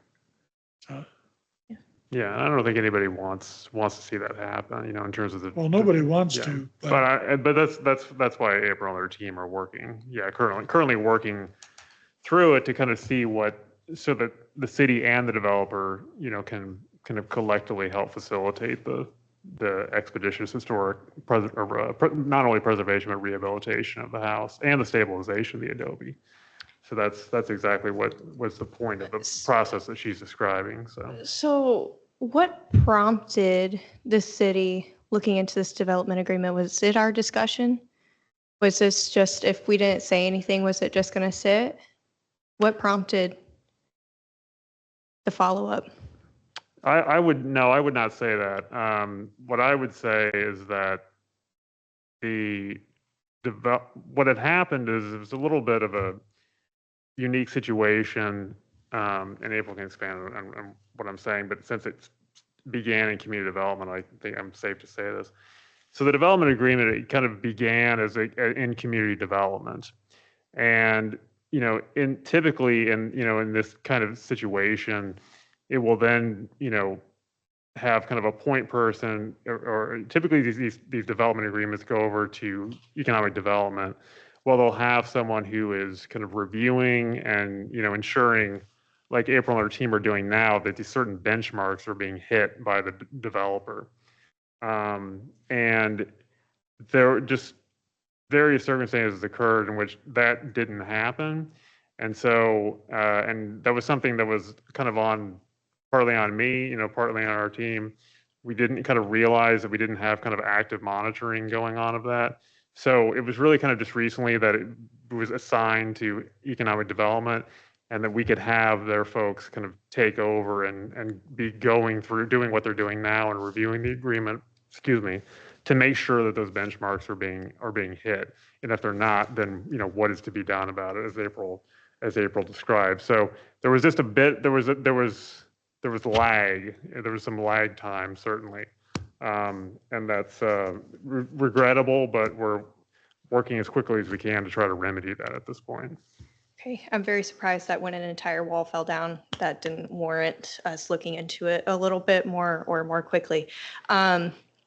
Any other question? Sorry, real quick. While we're on the topic, because we're staying on topic, there is in Exhibit J a rehabilitation plan that is a component of that development agreement. Has that been completed? And if so, is that something that can be sent to the commission? It has not been completed at this point. Okay. Yeah. Is there even a draft? Or just not? There's no action? There's no rehabilitation plan at this point. Okay. Commissioner Lerner. Just to keep on point on there before I have several other questions, and that is, I guess I'll just say in terms of a plan, it seems like we keep getting plans that are 60% done or more without having input. So we get them when they're already almost done, and then it's presented to us, but by then it's almost done. And so I will say in particular for this one, since there isn't one yet, it would be nice for us to have some input on that prior to it being almost completed. And I would also urge that something happen very quickly, because we can't wait 3 months and still see a building there. It could be gone. And the city needs to either, if they're not going to be able to do much, then at least put a protective shell on it of some kind, put covering, do something to ensure that the property does not continue to deteriorate in the manner it has. This is demolition by neglect is what's happening. And it will be to a point where the property won't be able to be preserved because so much will be gone.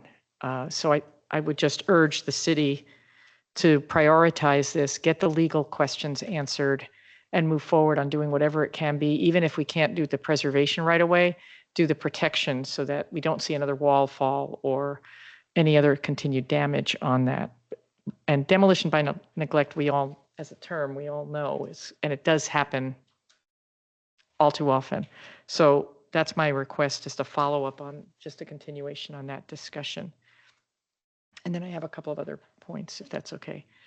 And that's one, if we could get a follow-up at our next meeting or in between, that would be great. I would appreciate that from staff.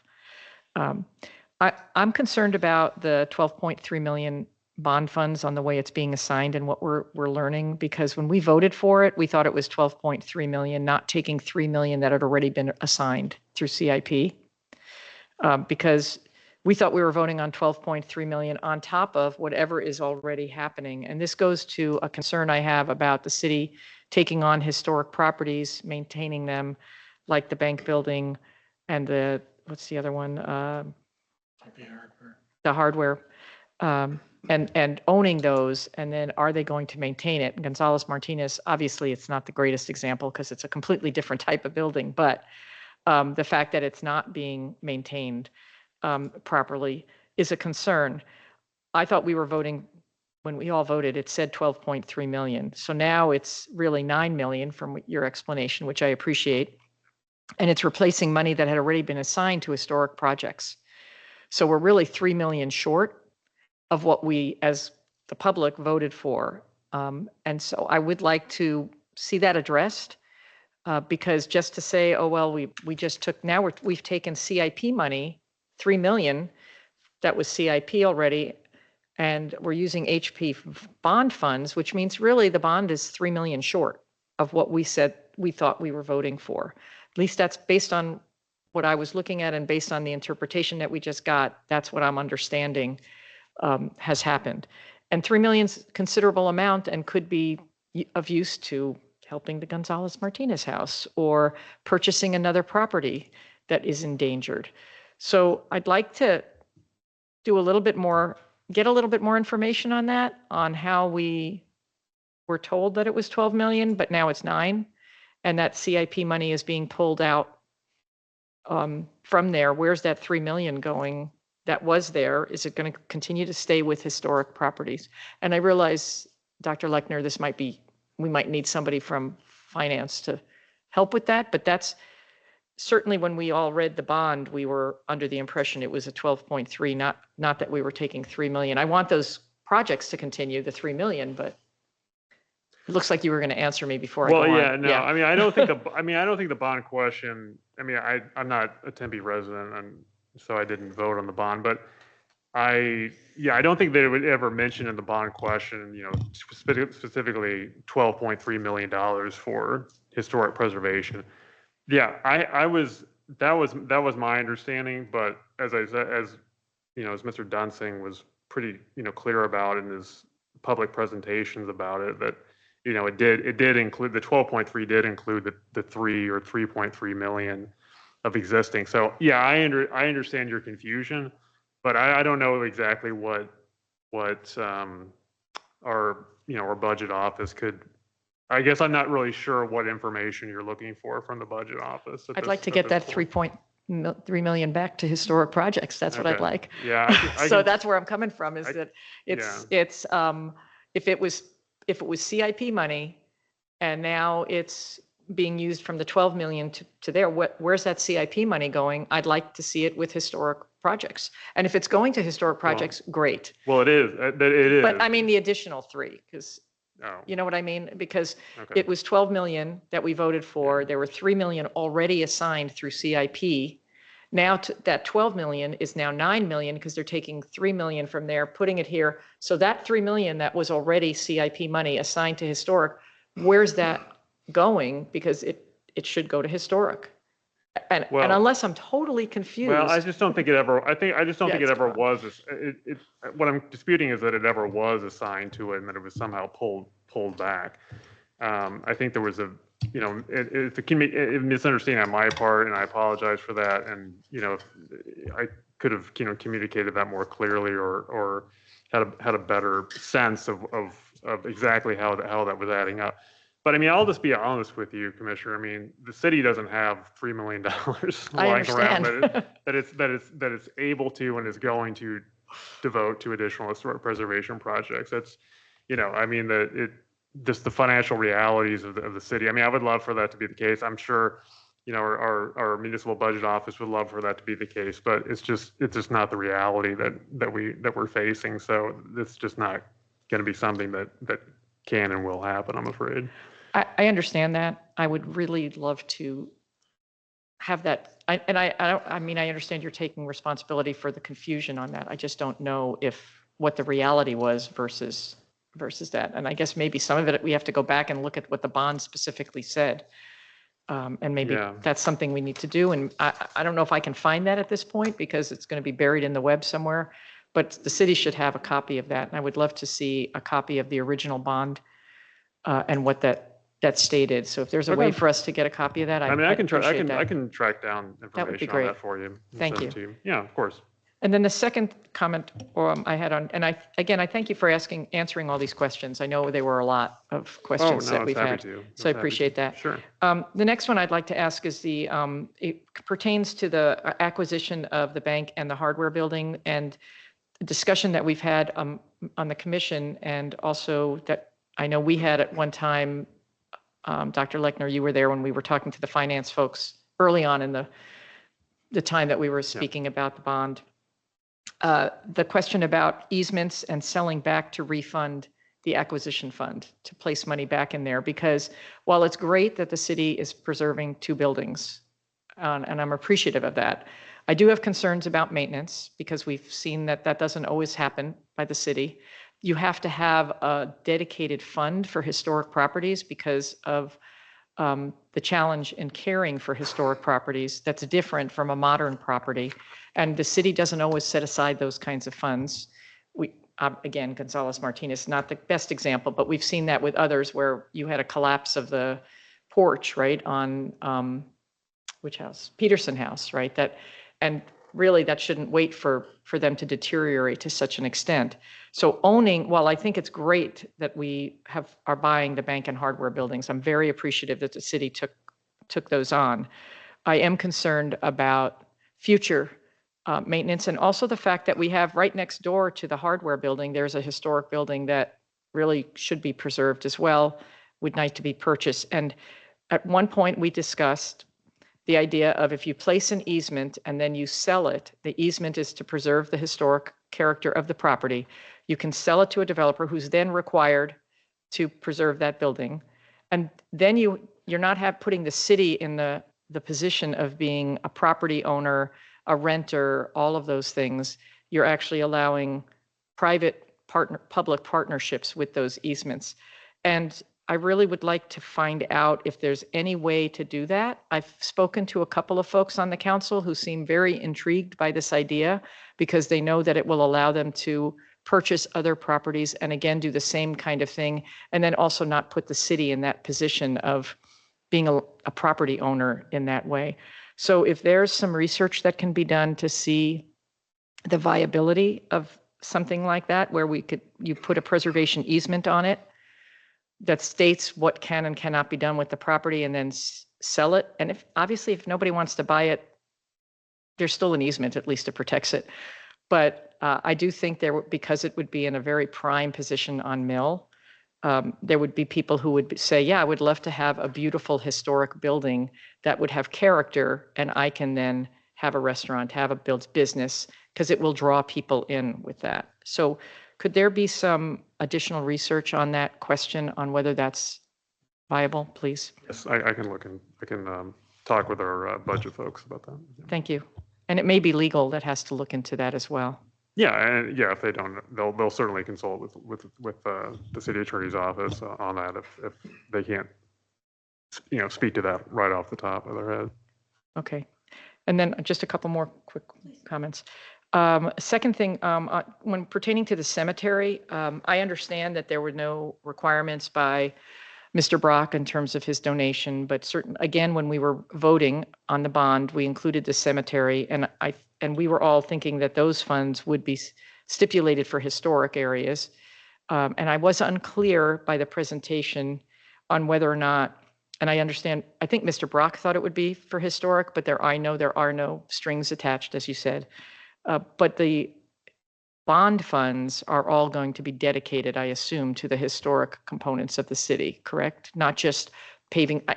Obviously, the cemetery needs a lot of work all around, but the bond funds, the historic preservation bond fund, should be focused on the historic components of the cemetery. Is that correct? Yeah, so.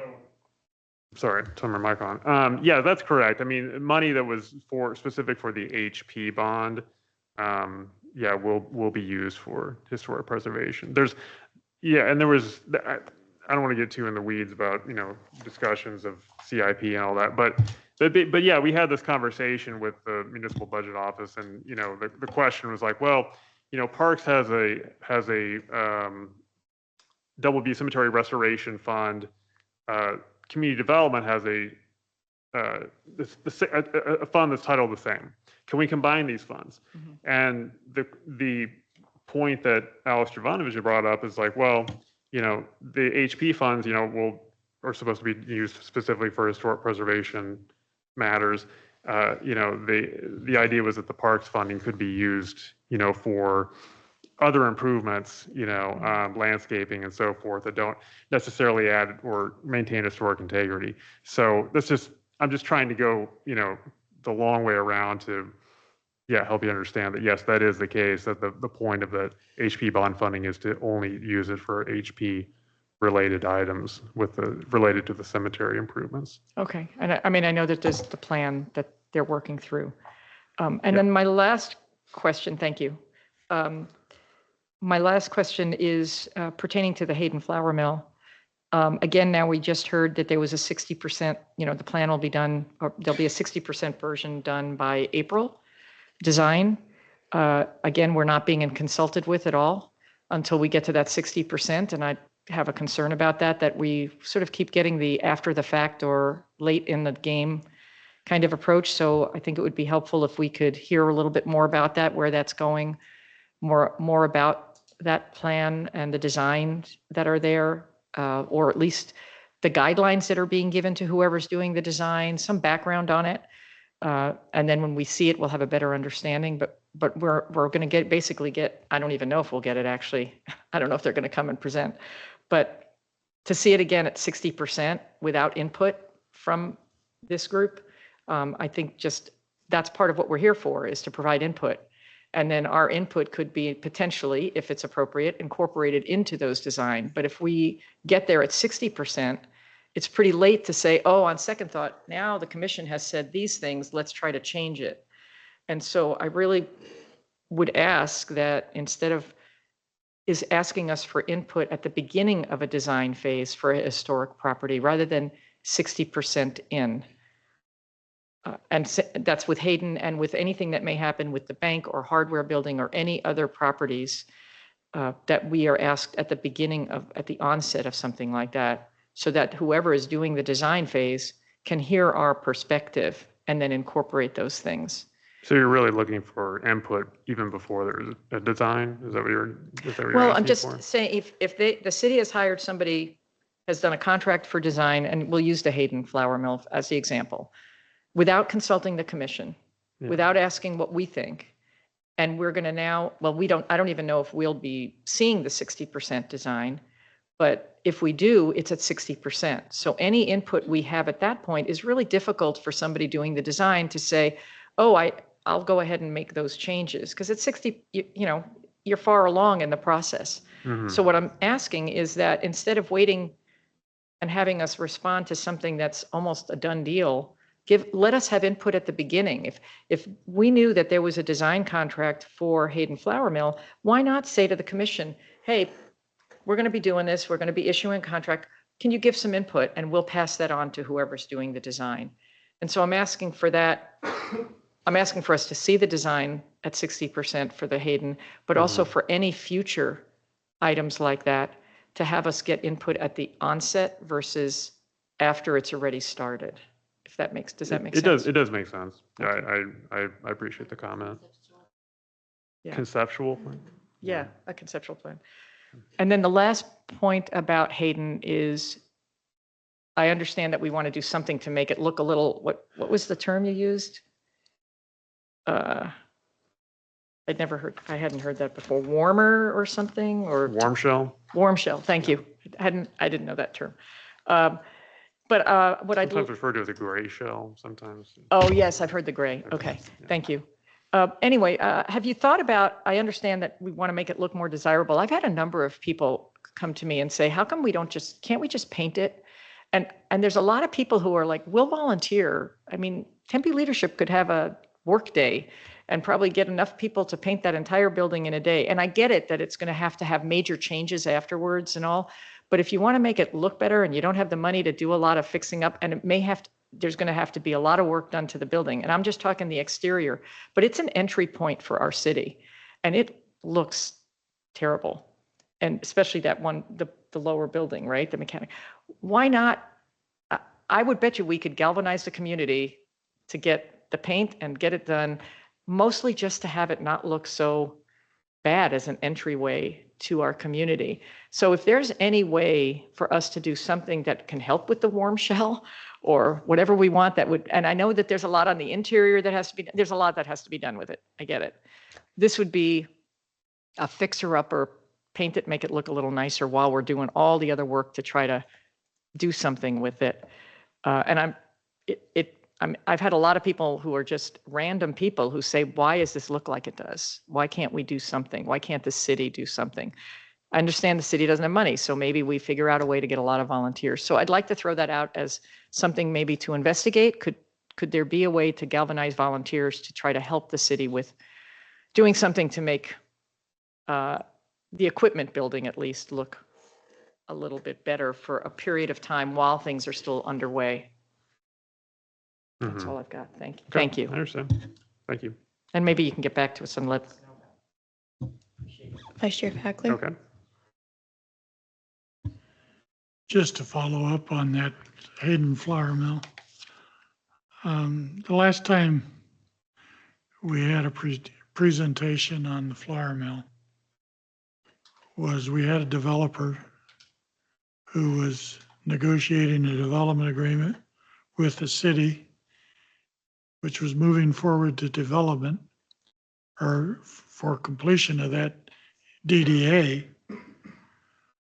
And then there's the quiet period why everybody goes away and really does the planning that needs to be done. But we, as a commission, we meet once a month. We never have been told that, that development agreement fell through and the developer is now doing something in California or wherever. Now we're hearing about it. Well, he's totally out of the picture, and the city's moving forward to create a green space. It would have been nice to know that we weren't just sitting waiting for a developer to finish his plans and move the first phase, second phase, third phase, which were clearly outlined in the presentation, with even a proposed timeline for when these things would start. That start date was late 25. Mm-hmm. And, we know projects like that take time, but we didn't know that it had totally fallen apart. And we don't have a developer. We don't have a proposed rehabilitation of that facility. We've now been told that the city wants to do a beautification process because that's all the money it has. Maybe a gray plan for the main building, which would be great. But I guess what we're being told is that private side will no longer be working on restoration plans or redevelopment plans or reuse plans or anything else for this property, that the city's going it alone.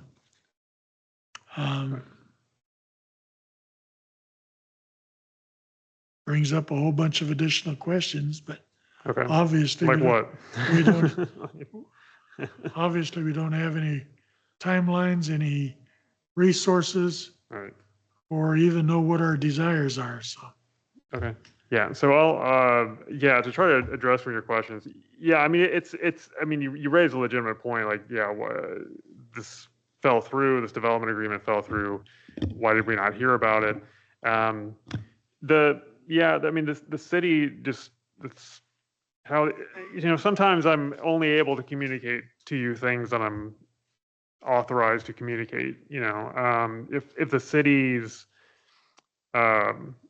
marketing communication department is not issuing a press release or kind of making public like certain information, I can't just at a public meeting, just tell you what I happen to know.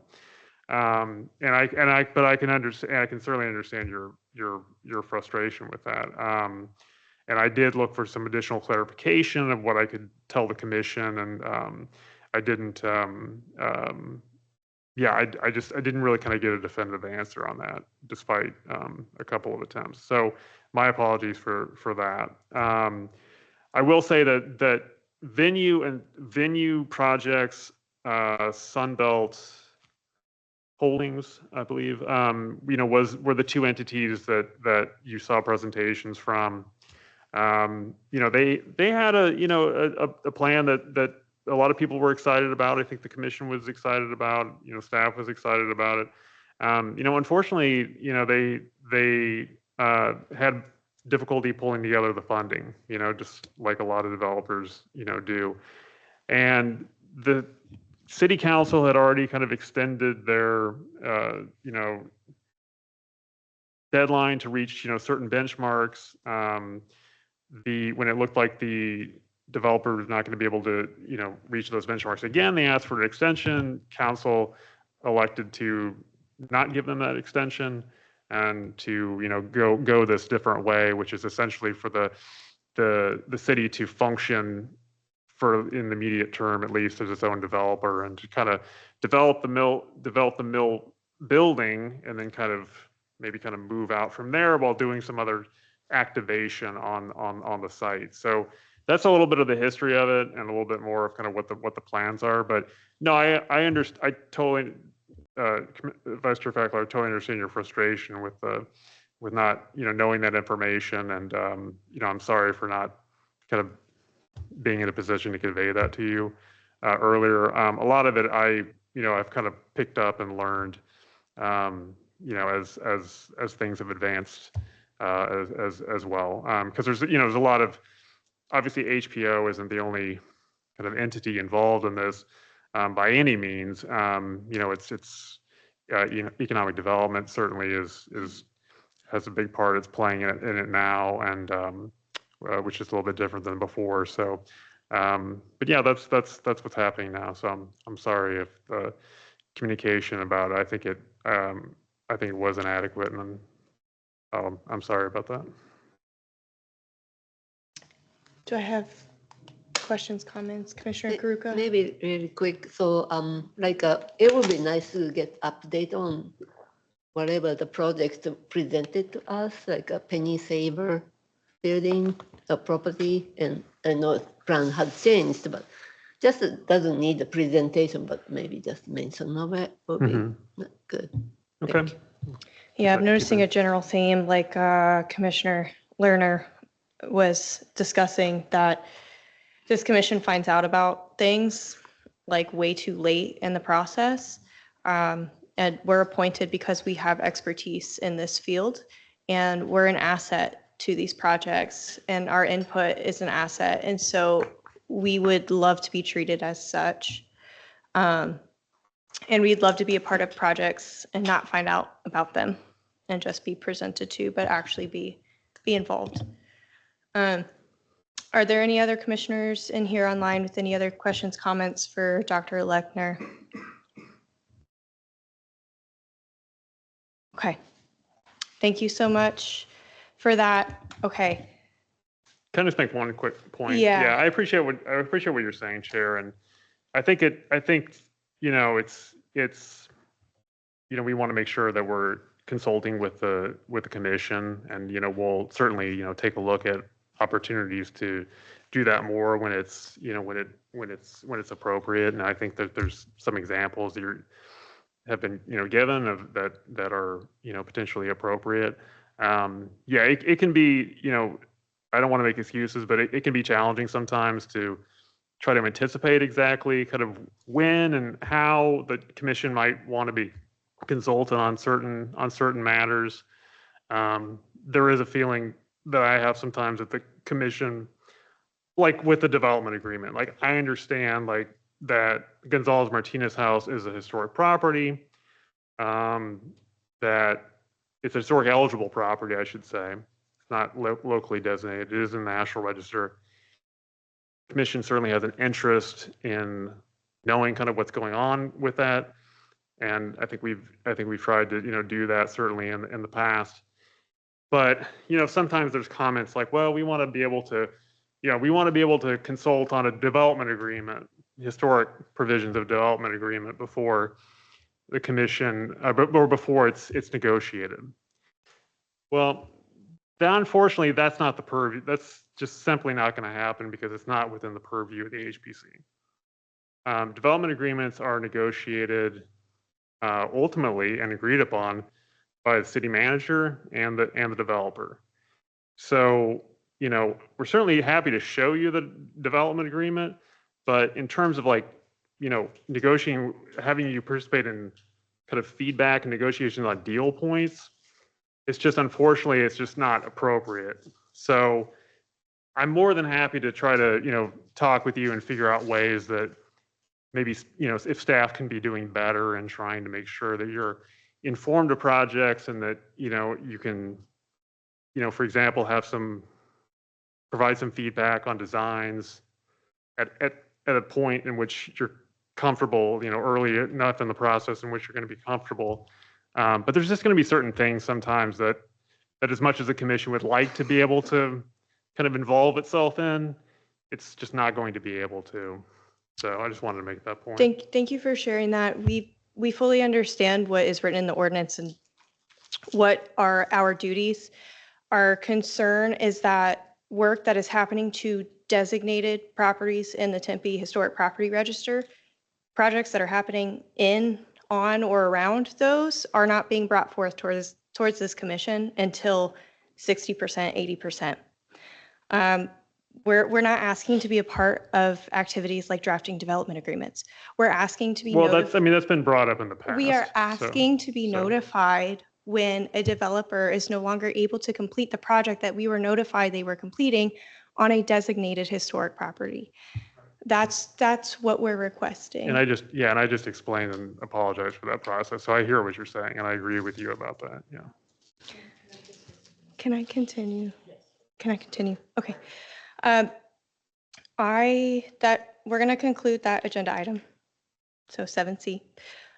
I propose that we move our discussion of strategies to encourage property owners to request designating their properties until the April meeting.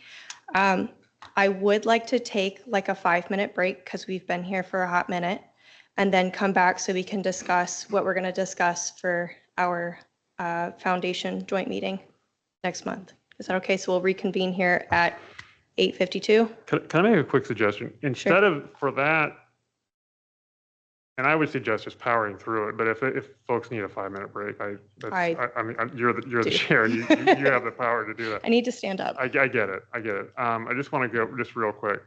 So for for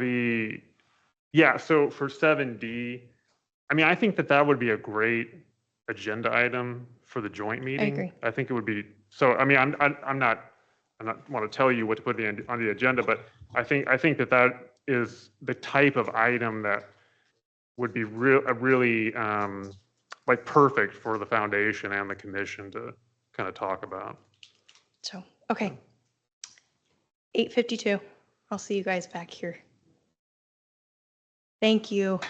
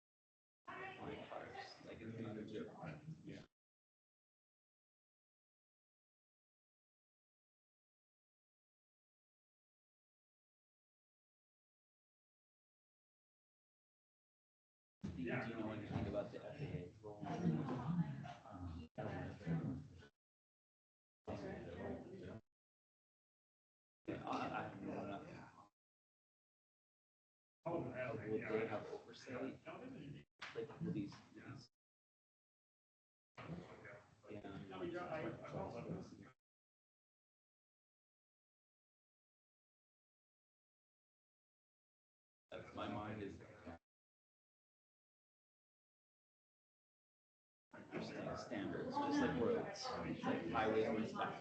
Yeah. Well, sensor evolution, like all the supplemental stuff. It's not crazy. It's all that technology.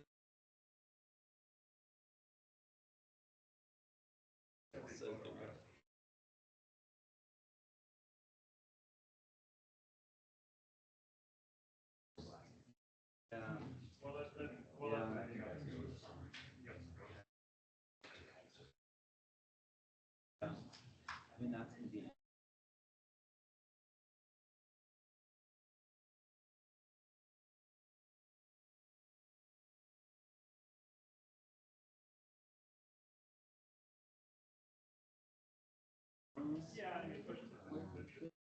These high rises.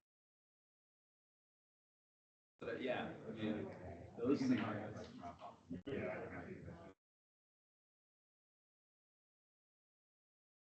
They have to be taken.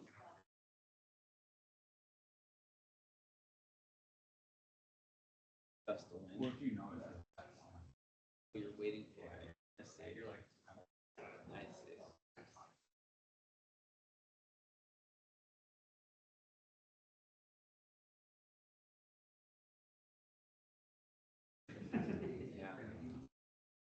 Yeah. Yeah, smaller, less dramatic. Just touching your feet, right? Your toilet paper. Those are the air. Okay, so yeah.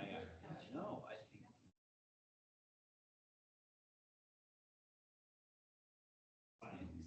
My question is, interstate.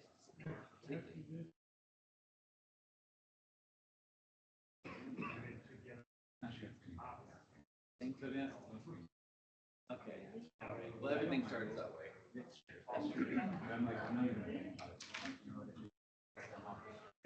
Yeah. Right. Just a little more. It is interesting.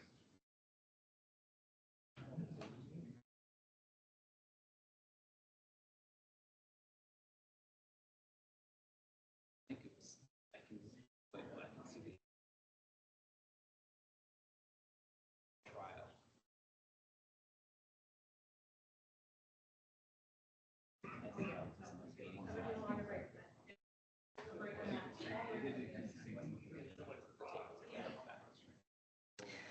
All righty, we ready?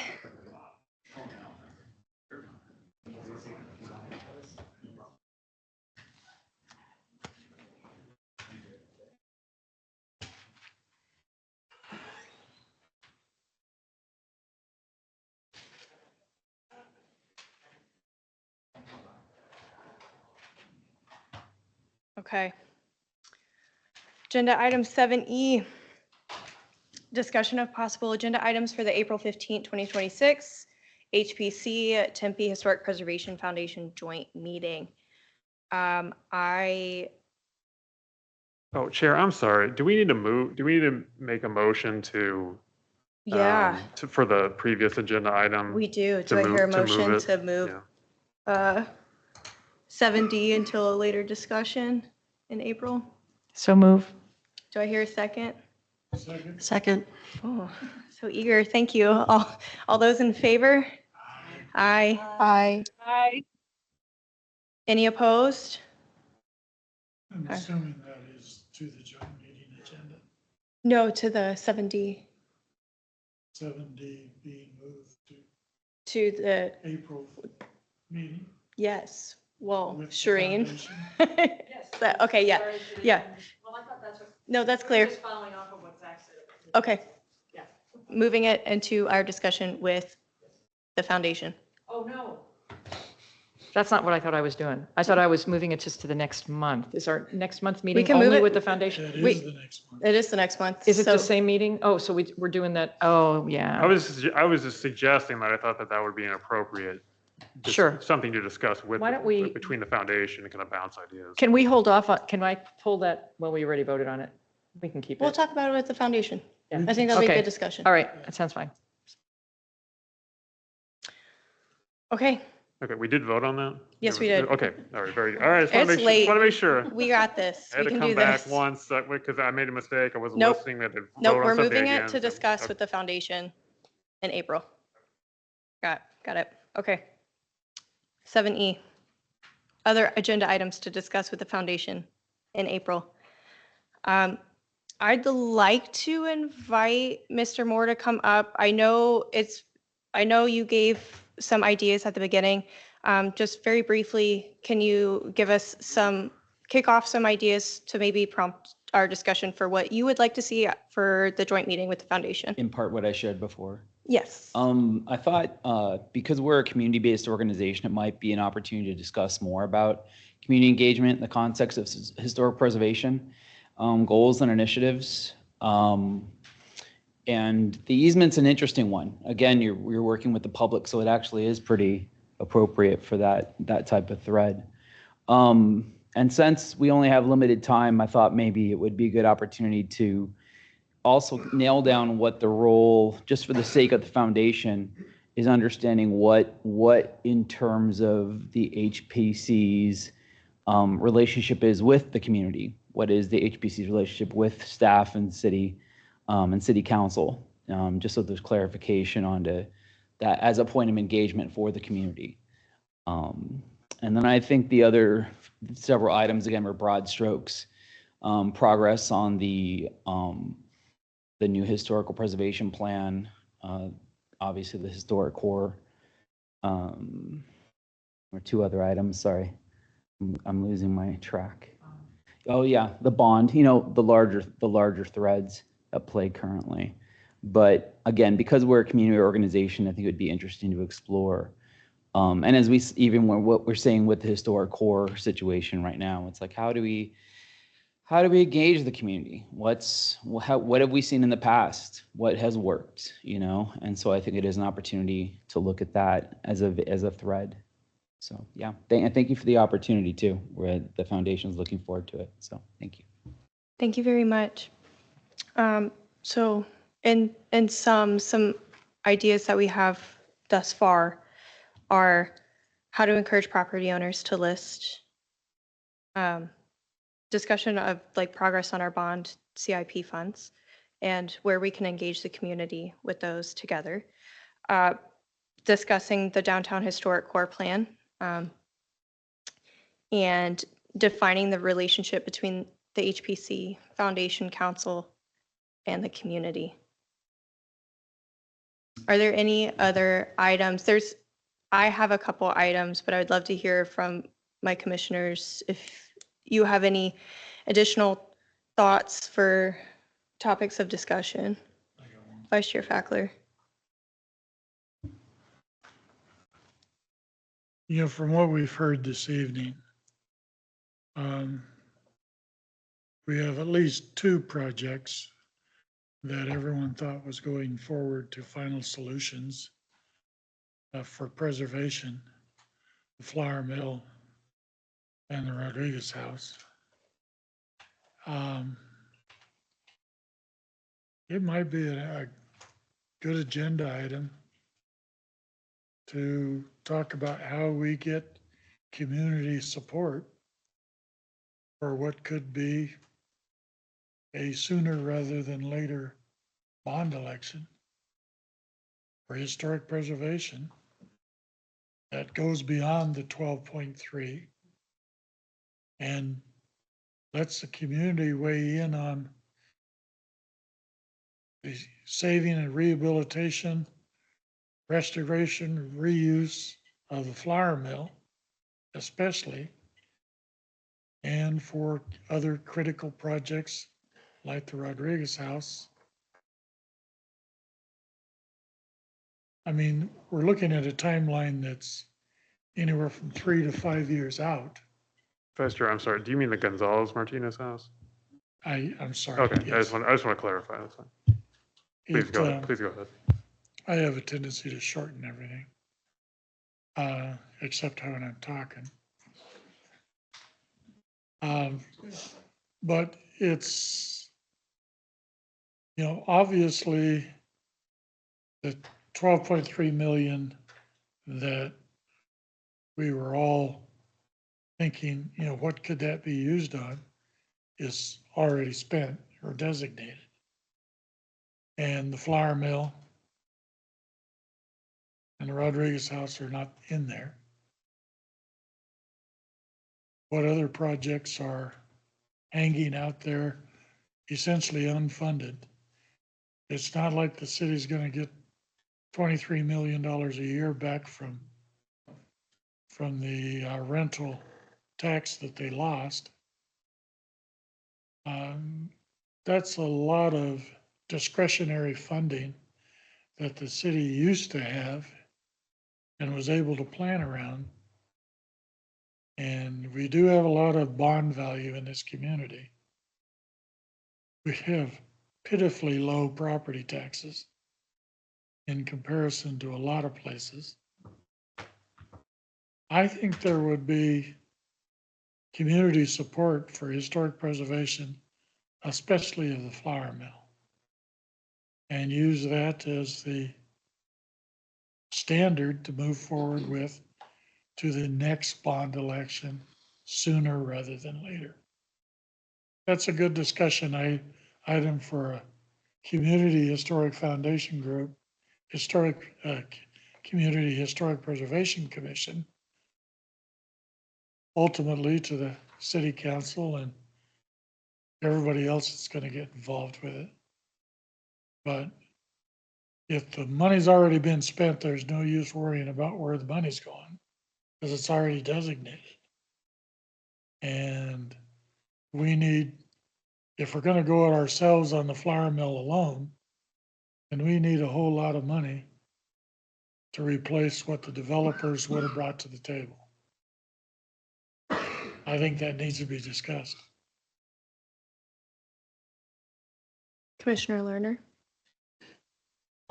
I'd like to add the World War II barracks for discussion as part of it, because I'm not sure that the commission's as up on it as should be. And maybe there's a role for the commission in there as part of it.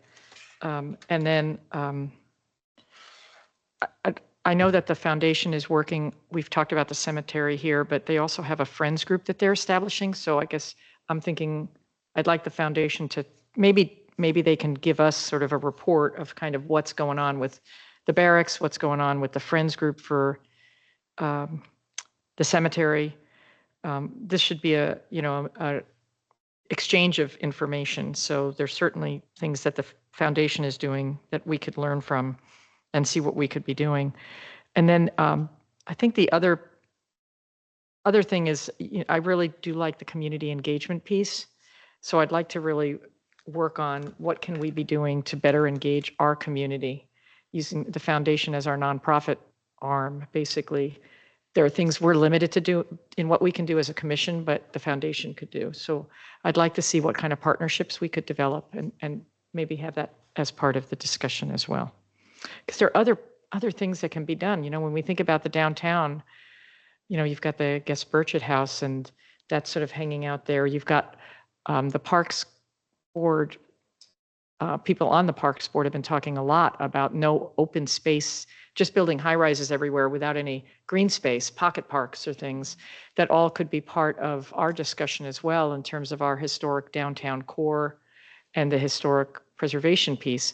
And those all add to the benefits of being in the downtown area to have these kinds of parks and all. So I think there are things that we can talk about. I'd like to have that sharing of ideas. So those are just a couple more things. Thank you. Just get clarification. So we're not having our April 8th meeting. We're just having one on the 15th. Is that correct? Well, it's still the April meeting. It's just due to the calendar, holidays, various things. It's the third, just the April meeting just happens to be the third week of April rather than the second week of April. I just wanted to clarify. So it's still the HPC meeting. And essentially how it will work is that we're coming up with these agenda items, like these will kind of be sub-agenda items under, one of the agenda items, which will be the main one. If I can't remember if it might be, maybe it's the only one, which would be the joint meeting between the commission and the foundation. So, yeah.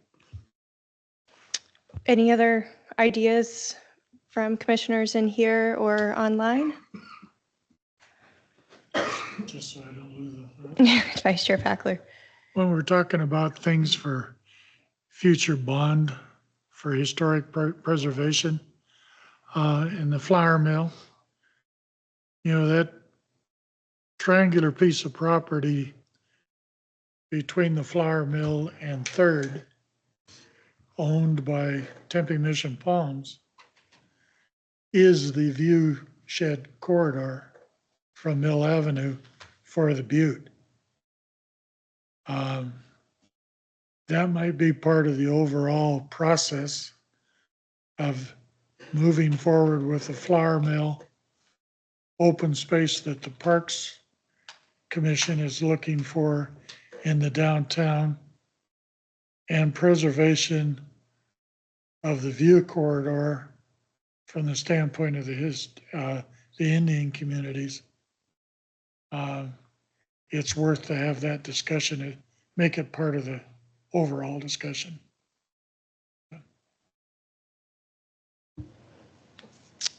That's good. Okay. I don't think there's any other comments from any commissioners. If there's anything else, please flag me down. Commissioner Lerner covered a lot of my thoughts for agenda items. I would love to have probably at the beginning of the discussion about the Cemetery Friends Group and the World War II barracks and other projects that the foundation is amazingly doing. I would love to have a discussion of what general projects do you have, and then what are your goals and priorities so that we can align ours in the future. So I would love that to be before we talk about your current projects and what's going on. But I think all of these are great. Bond discussion, discussing about future CIP projects like the mill, and the role that we all play in making our community a better place. It's going to be a full agenda. So if there's not anything else, I'll conclude agenda item 7E. Okay. And I'll go on to updates. I think I got all my updates out in the middle of this meeting. So I got nothing. Dr. Lechner, take it away. Oh, yeah. Oh, I just wanted to Ryan Avake had mentioned, there was a question about the old Penny Saver site, which is also known as 250 Rio, which the commission had seen almost 4 years ago, come before the commission. And at that point, it was, going to be office space, and then kind of the office market kind of collapsed, or severely kind of went degraded. So they're basically doing a redesign on that whole project in terms of what that building is going to end up being. So I just wanted to make the point that it will be coming back again through the commission, and we'll have to come back through the commission for another certificate of appropriateness. So you'll again see, what they come up with.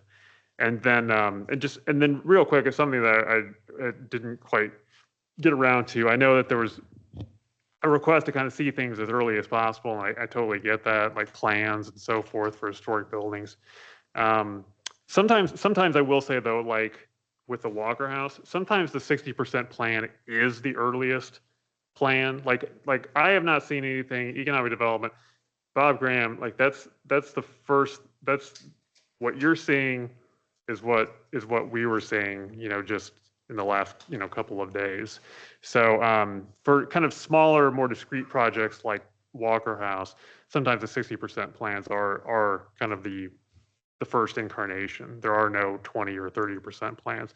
For larger projects, yes. So, but anyway, I'm not saying that we're not going to, we're not listening to what you're saying. I just wanted to make that point because I know sometimes you hear 60% plans, you're like, well, the horse is already out of the gate, and it's going to be pointless to try to make changes at that point because it's not necessarily the case in my opinion. So just real quick, did you have a question? Dr. Lechner, I think you misunderstood. My concern was you hired, and I've known Bob Graham forever. I'm very happy with him as the architect, but you hired him knowing this is what he was going to do, that's when we would have liked input. It was before he started on his plan, not that we only see it at 60%, is if you knew that you were hiring somebody to do a plan, why not have him come in, talk to us for 10 minutes, get our input, and then he goes off and does his plan and we see it at 60%. That's what I was meaning by waiting. I understand that you saw it, but it's the fact that we're not getting the input before they even put pen to paper. Honestly, I would even take like a staff update that what's going on or that it's happening. Okay. But we don't even know what's going on. We don't want to provide input where our input isn't needed, but we would like to know what's going on with our buildings that are in the Tempe Historic Property Register. Right. Yeah, just a staff update. Which quick I presentation. mean, again, I don't mean to be pedantic, but which the Walker House is not. But it's an important building, and the commission has an understandable interest in it, as it is just right over there now. Do you have a question Yeah. about that? Because now it's sitting within, just totally later, but it is sitting within the Yeah. parcel of The parcel City of Council. of City Hall, yeah. So it should, I don't know how that works. We'll talk about it. But Yeah, I mean, I know what you're saying. Yeah, it's let's talk about it later. Is it just by the fact that it was moved here? Does it have to be reviewed because it now is on a historic parcel? My opinion is no, but we can talk about that and kind of talk through that. And if we need to get city attorney's office to get, like a legal, review on that, we certainly can, but let's talk further about it, kind of off the meeting, outside of the meeting rather.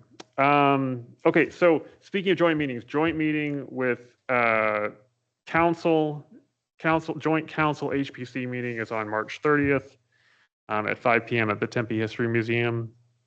So that is, well, obviously we're having our March meeting, so that is an extra, just an extra kind of meeting. Council had expressed interest in making that a yearly, or at least staff had expressed interest in making that a yearly event. Obviously, if council wasn't interested, they wouldn't do it. But so there is plans to kind of do that again next year. Just FYI.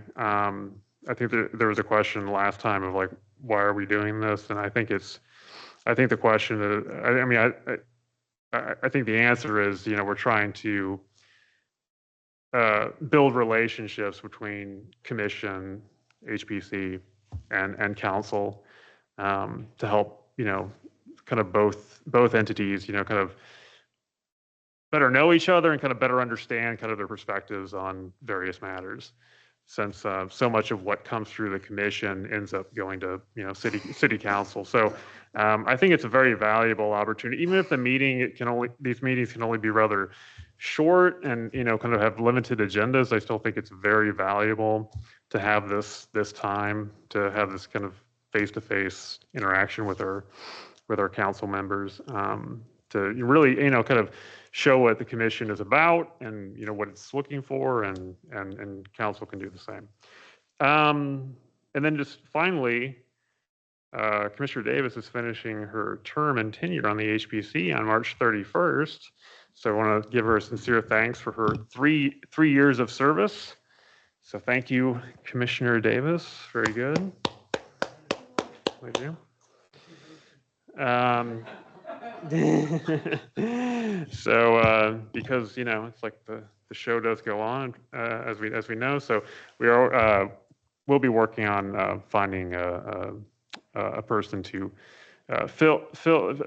replace her seat, not replace her, but replace her seat on the commission. So but seriously, Commissioner Davis, I work with Commissioner Davis almost weekly sometimes, in her role with the SHPO, and gotten to know her, and she's great to work with here, and it's been a pleasure to work with her on the commission as well. So appreciate it. So thank you. That's all I have, Chair Jones. All right. If there's any, I mention something really quick. I was I- going to ask for agenda item Oh, I'm sorry. thoughts. It's okay. Go ahead. I did go see relocating the World War II barrack. It was more exciting than I imagined. I recommend. I did meet Dr. David Brexner with the museum, and he was super excited. And we borrowed police officers' flashlight, and we could peek inside. And it was I'm glad I went. Recommend it. Thank you. That's it.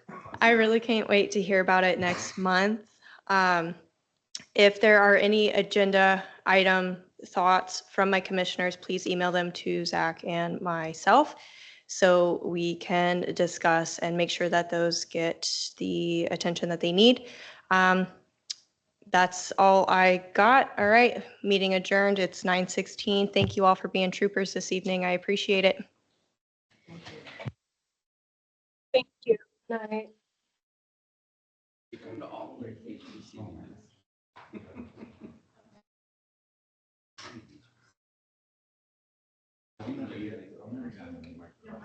But that's like the sound bite 5 years from now.